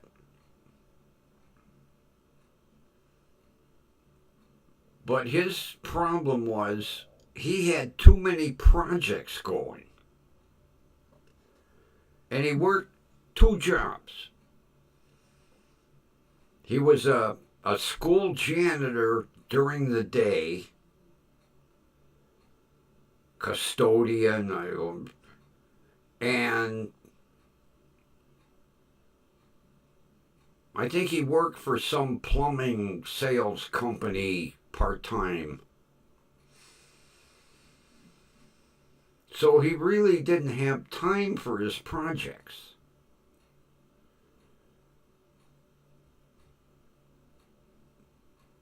Because when I asked him what he was going to do with the Passat, he was like, project car. I said, well, Dan, I need a car. Oh, gee, sunroof motor, back door window motor.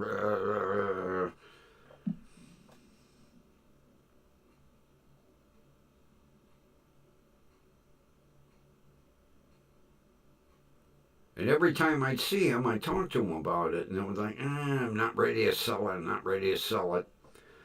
And then finally he said to me, he goes, you've been pestering me so much, I'll sell it. And then, a week after that, he ended up in the hospital.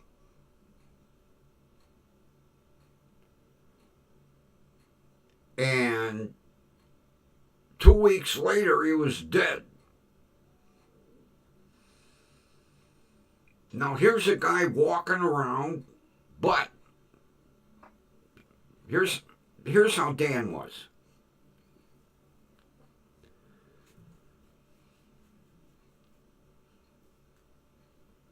His refrigerator quit, and he bought a new refrigerator.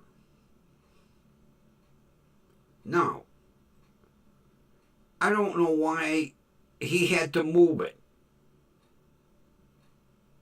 The new one was getting delivered. The delivery company, they'll take it away. He pulled the refrigerator out,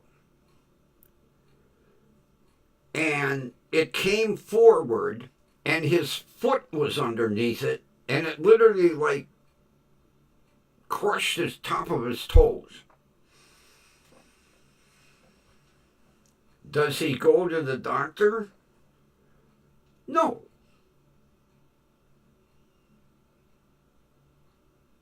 Does he do anything with the foot? No.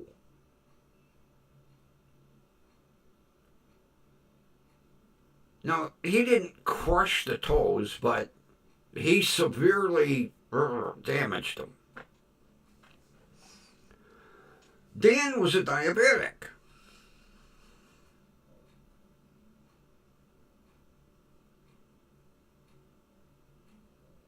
What is one of the major concerns on a diabetic? Your lower legs and your feet.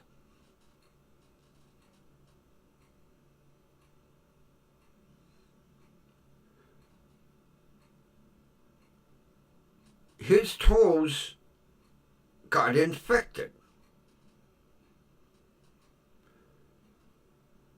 Then he goes to the doctor. The doctor takes one look at the foot. He has an ambulance pick him up at his office and go right to the hospital.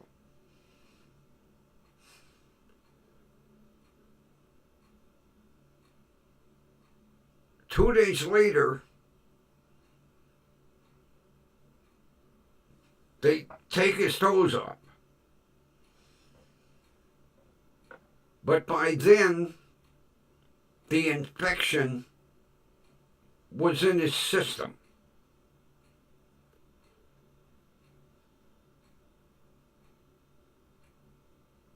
and they were pumping him full of antibiotics.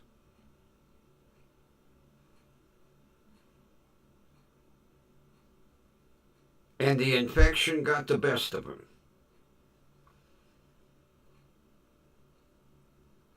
And next thing you know, he was gone.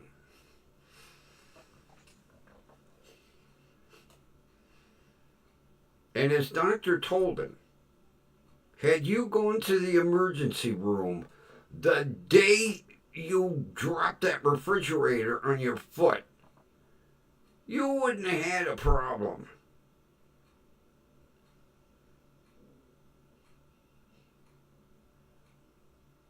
And to basically to pass away from something stupid like that?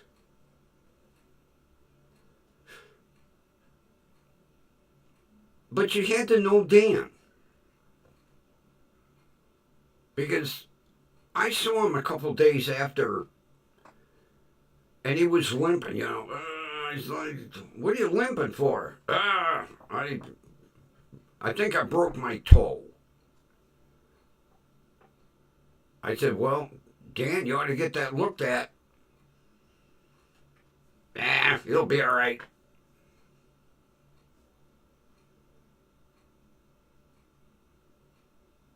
And by the time he went to the doctor, it was sayonara for 5 toes. But by then, being diabetic, the infection got out of hand. And then his organs started to shut down and flatline.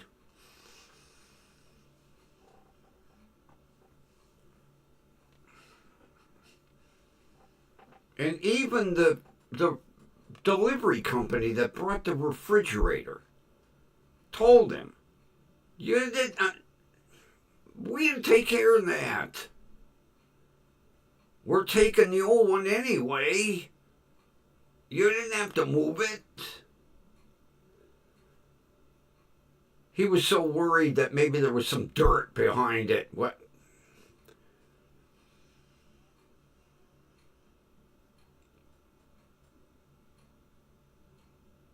But as he was pulling it out, it came forward. And his foot was underneath it.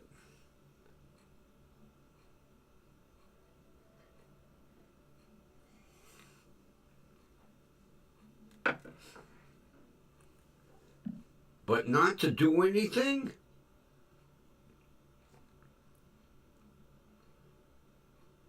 But that's the way Dan was. Oh, it'll be all right. And all he did was gimp around, you know, and then it really got bad.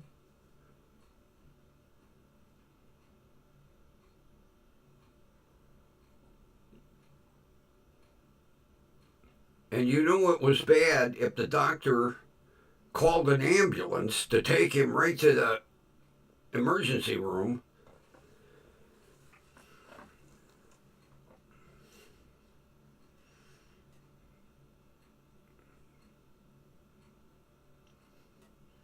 And it's sad because he was such a nice guy.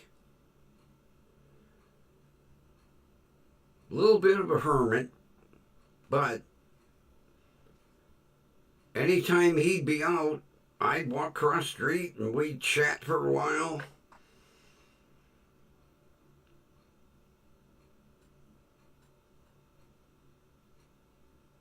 But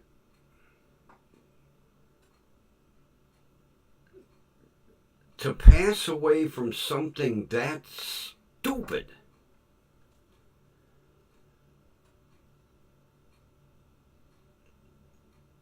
let's see, I'm trying to think how old he was.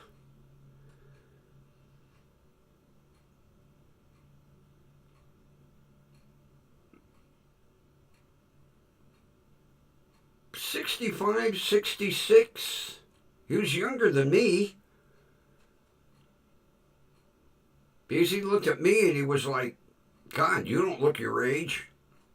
I said, well, neither do you. Yeah, he was like 65, 66 years old. Divorced. So he worked 2 jobs.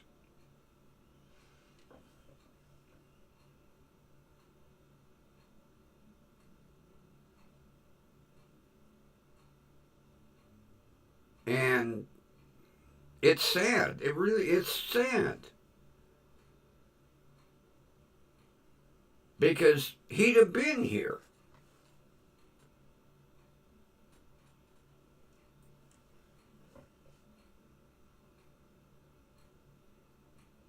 But no.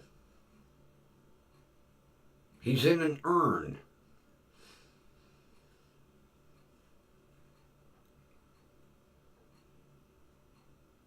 And that's scary. You know, he's younger than I am. But when you're diabetic, you can't screw around.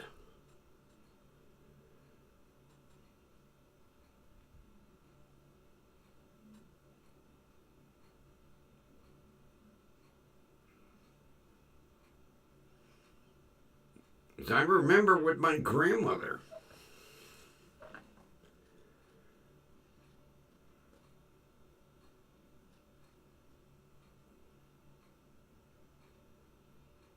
After my grandfather died, she wasn't a big fanatic like she was.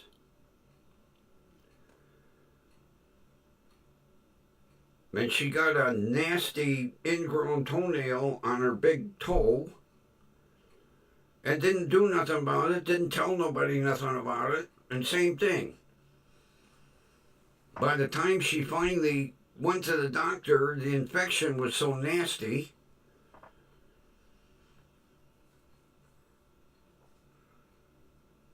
And I mean, it was nasty because they took the foot off, I think, 6 inches below the knee. And then, to make matters worse, she gets a prosthetic, and she had a weak ankle. So she had to wear this like boot.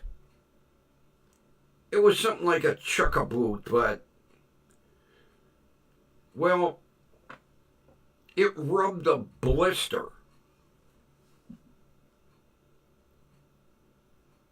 And did she do anything about it? No.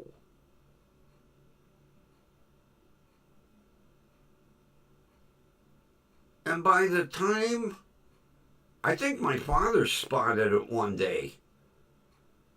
He's like, boy, your leg is really dark red. She's like, yeah, I got a blister. Well, next thing you know, they took that one off 6 inches below the knee.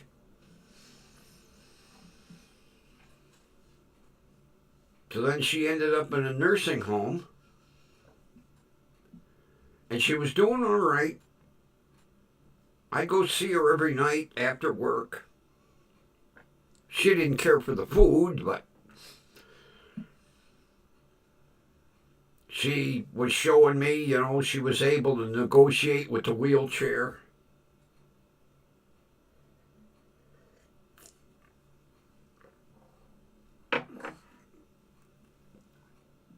And then she started to lose her eyesight.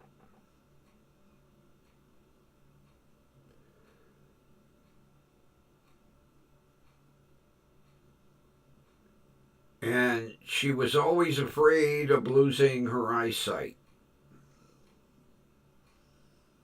Well, she ended up, she only had like 5% vision.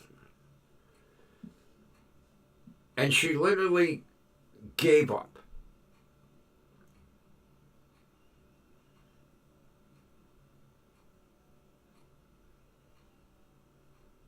Because she told me this is no way to live. And she she kept, I want to be with Grandpa. I want to be with Grandpa. I want to be with Grandpa. She called him Grandpa. She didn't call him Joe. I want to be with Grandpa. I was like, no, you don't. And a couple months later, she was with Grandpa.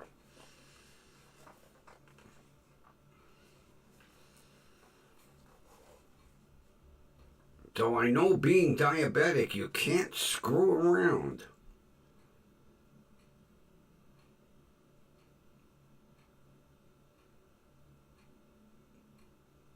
And like I say, had Dan gone that day up to the emergency room,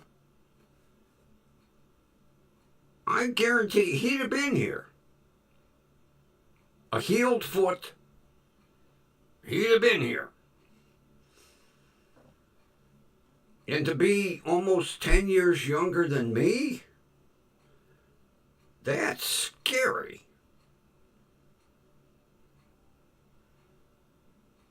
But it's stupid. Now, I'm not one to run to the emergency room, but I'll tell you what. After the big C scare, I watch my health. I do what my doctors say.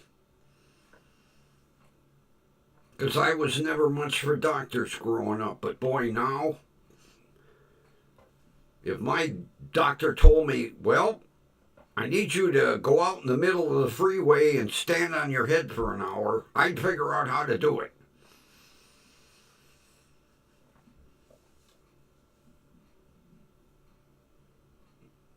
But some people, like I say, Dan was gimping around. I was like, maybe you should get that checked out. It'll be all right. Yeah.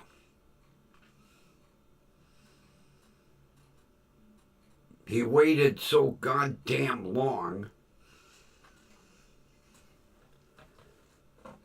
But some people, you can't tell them anything,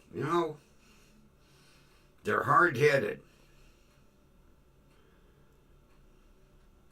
But I guarantee 90% he'd have been there today. I could have walked across the street and talked to him.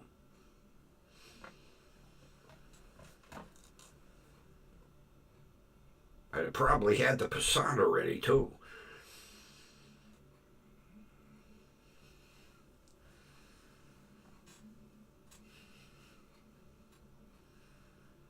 Yeah, Linda, we have to.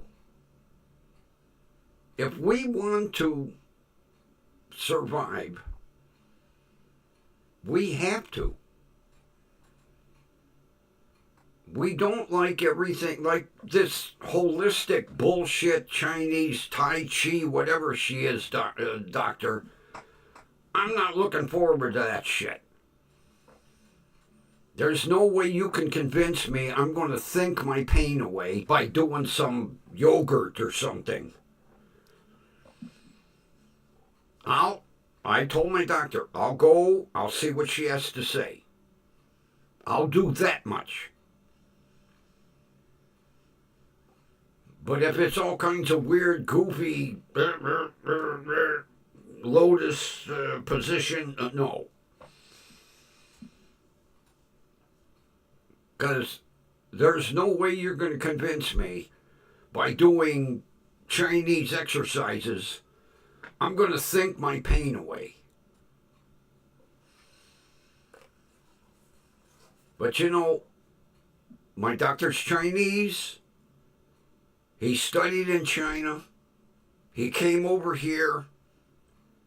He did his residency and then his specialty in cancer treatment.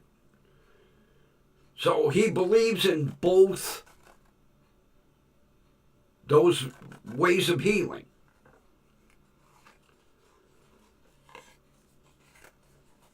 I don't.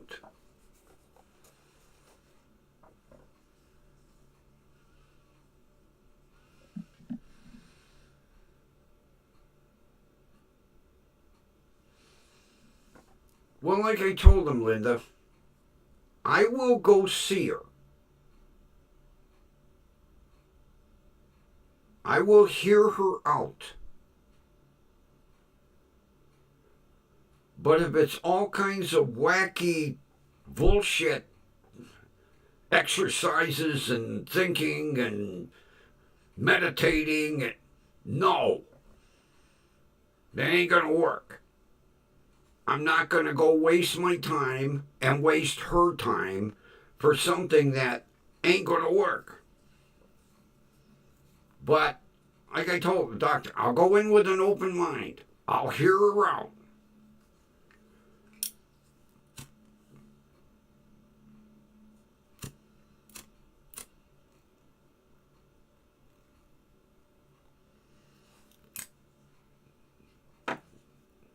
My doctor's like, oh, well, she has an excellent success rate.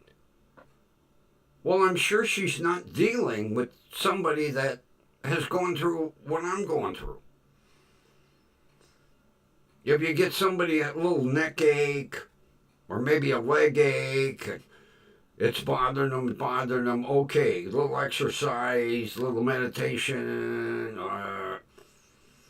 that ain't working for me. I'm too fucking old for that kind of bullshit. But I will do one visit. I will hear her out. She can show me, explain. But I don't see me making a second appointment. I'll tell you that. Not to mention she's down at main campus, and I hate going down there. So I'll use the van service, use their gasoline and their time.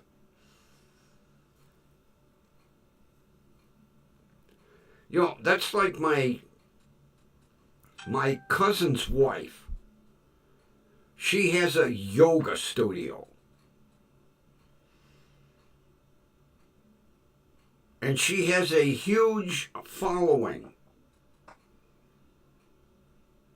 But they're all women around her age.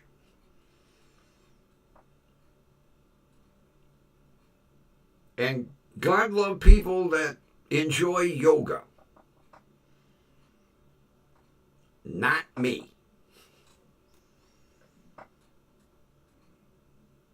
She tried preaching to me a couple of times. Oh, if you came out for a couple of sessions, I won't charge you, your family. No. Yoga ain't gonna do nothing.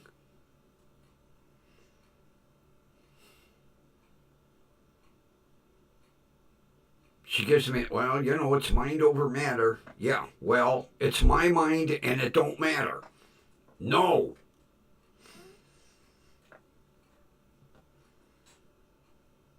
I mean, I like my oncologist.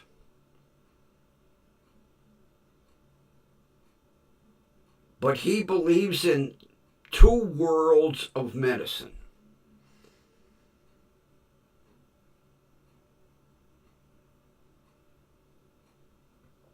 When you're educated in China, you grow up over there, and you're part of that culture where you believe in drinking a ground up cockroach is going to cure your liver. Hey.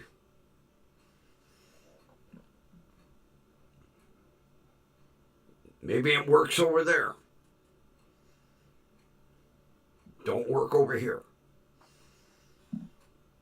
But I will go see her. Not costing me anything. But I don't see me making a second appointment. I'll tell you that, Linda. I don't see me going, when can I come in next? No.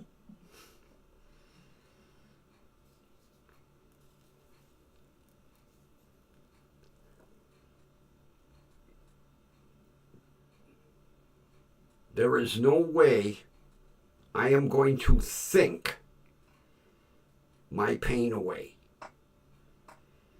No way.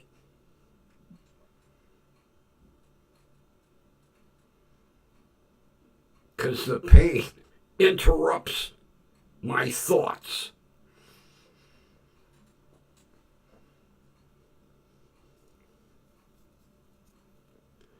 And now since they've got me back to 2004 playing with medication, Grumpy's not a happy person.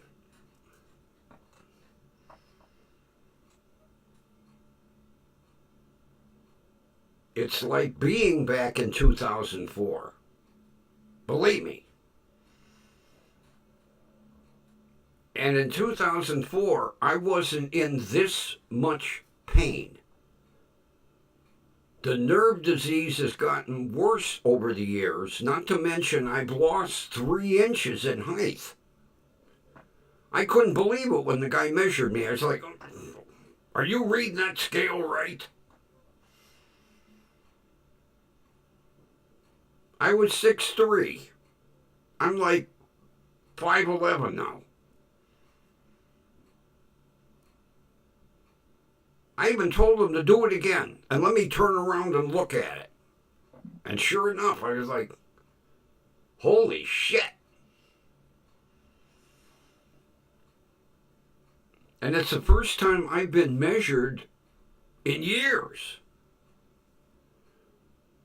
God, I don't ever remember any of my doctors measuring me up until this last appointment. No. No. I've never been measured.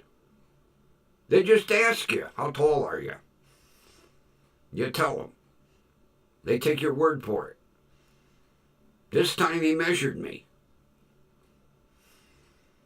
He said, you're 5'11". What? Do that again. I turned around. I even held it. I looked. I was like, holy shit.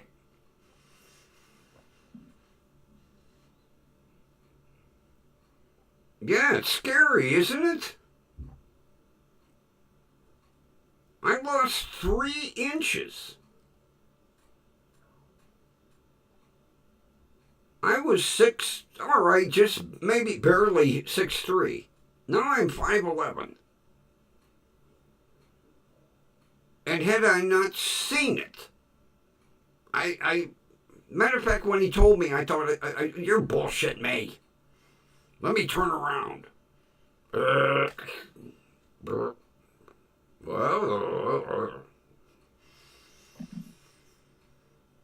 And that's all all your discs slowly compressing. The only one that isn't compressing is C5, C6. That one's right.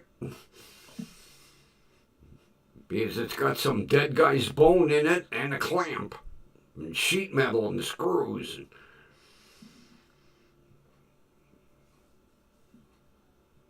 Yeah, I couldn't believe that. Well, when we remove the disc, we insert bone. Where do you get the bone? Oh, it's sterilized cadaver bone. Wait a minute. Oh, don't worry. It's super sterilized. It's crushed. We just pour it in. Oh.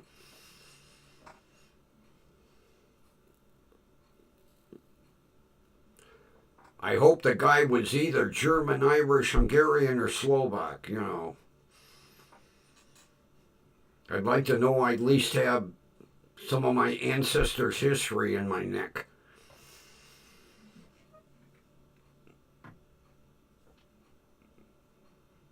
Although that beat the option of them chipping a piece off my hip.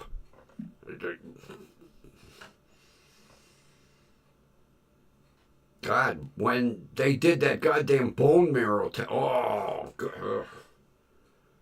No anesthetic, nothing. Yeah.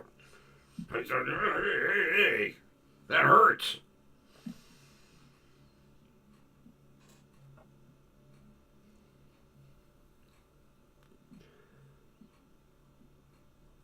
Yeah, I have to do a bone marrow biopsy.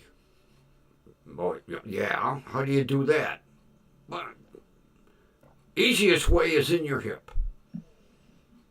Okay. Drop your pants. Yeah. And all he did was smack me a couple of times. Don't move, don't move. Well, stop grinding my fucking bone. I'm almost done. Pulls the thing out in a test tube and seals it up. I said, that's the first and last time you're doing that. We ain't doing that no more. Unless you put anesthetic on me. That fucking hurt.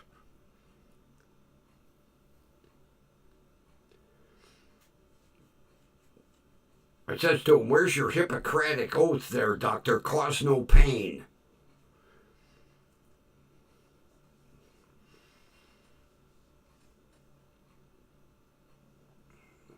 Never a fun, no, never a dull moment. Well, people, we went a little late tonight. No, we don't want that. Tablet wants to play its own music.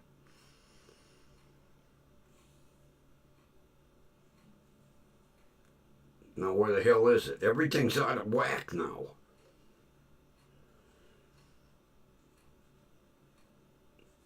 Why is everything automatic? Okay.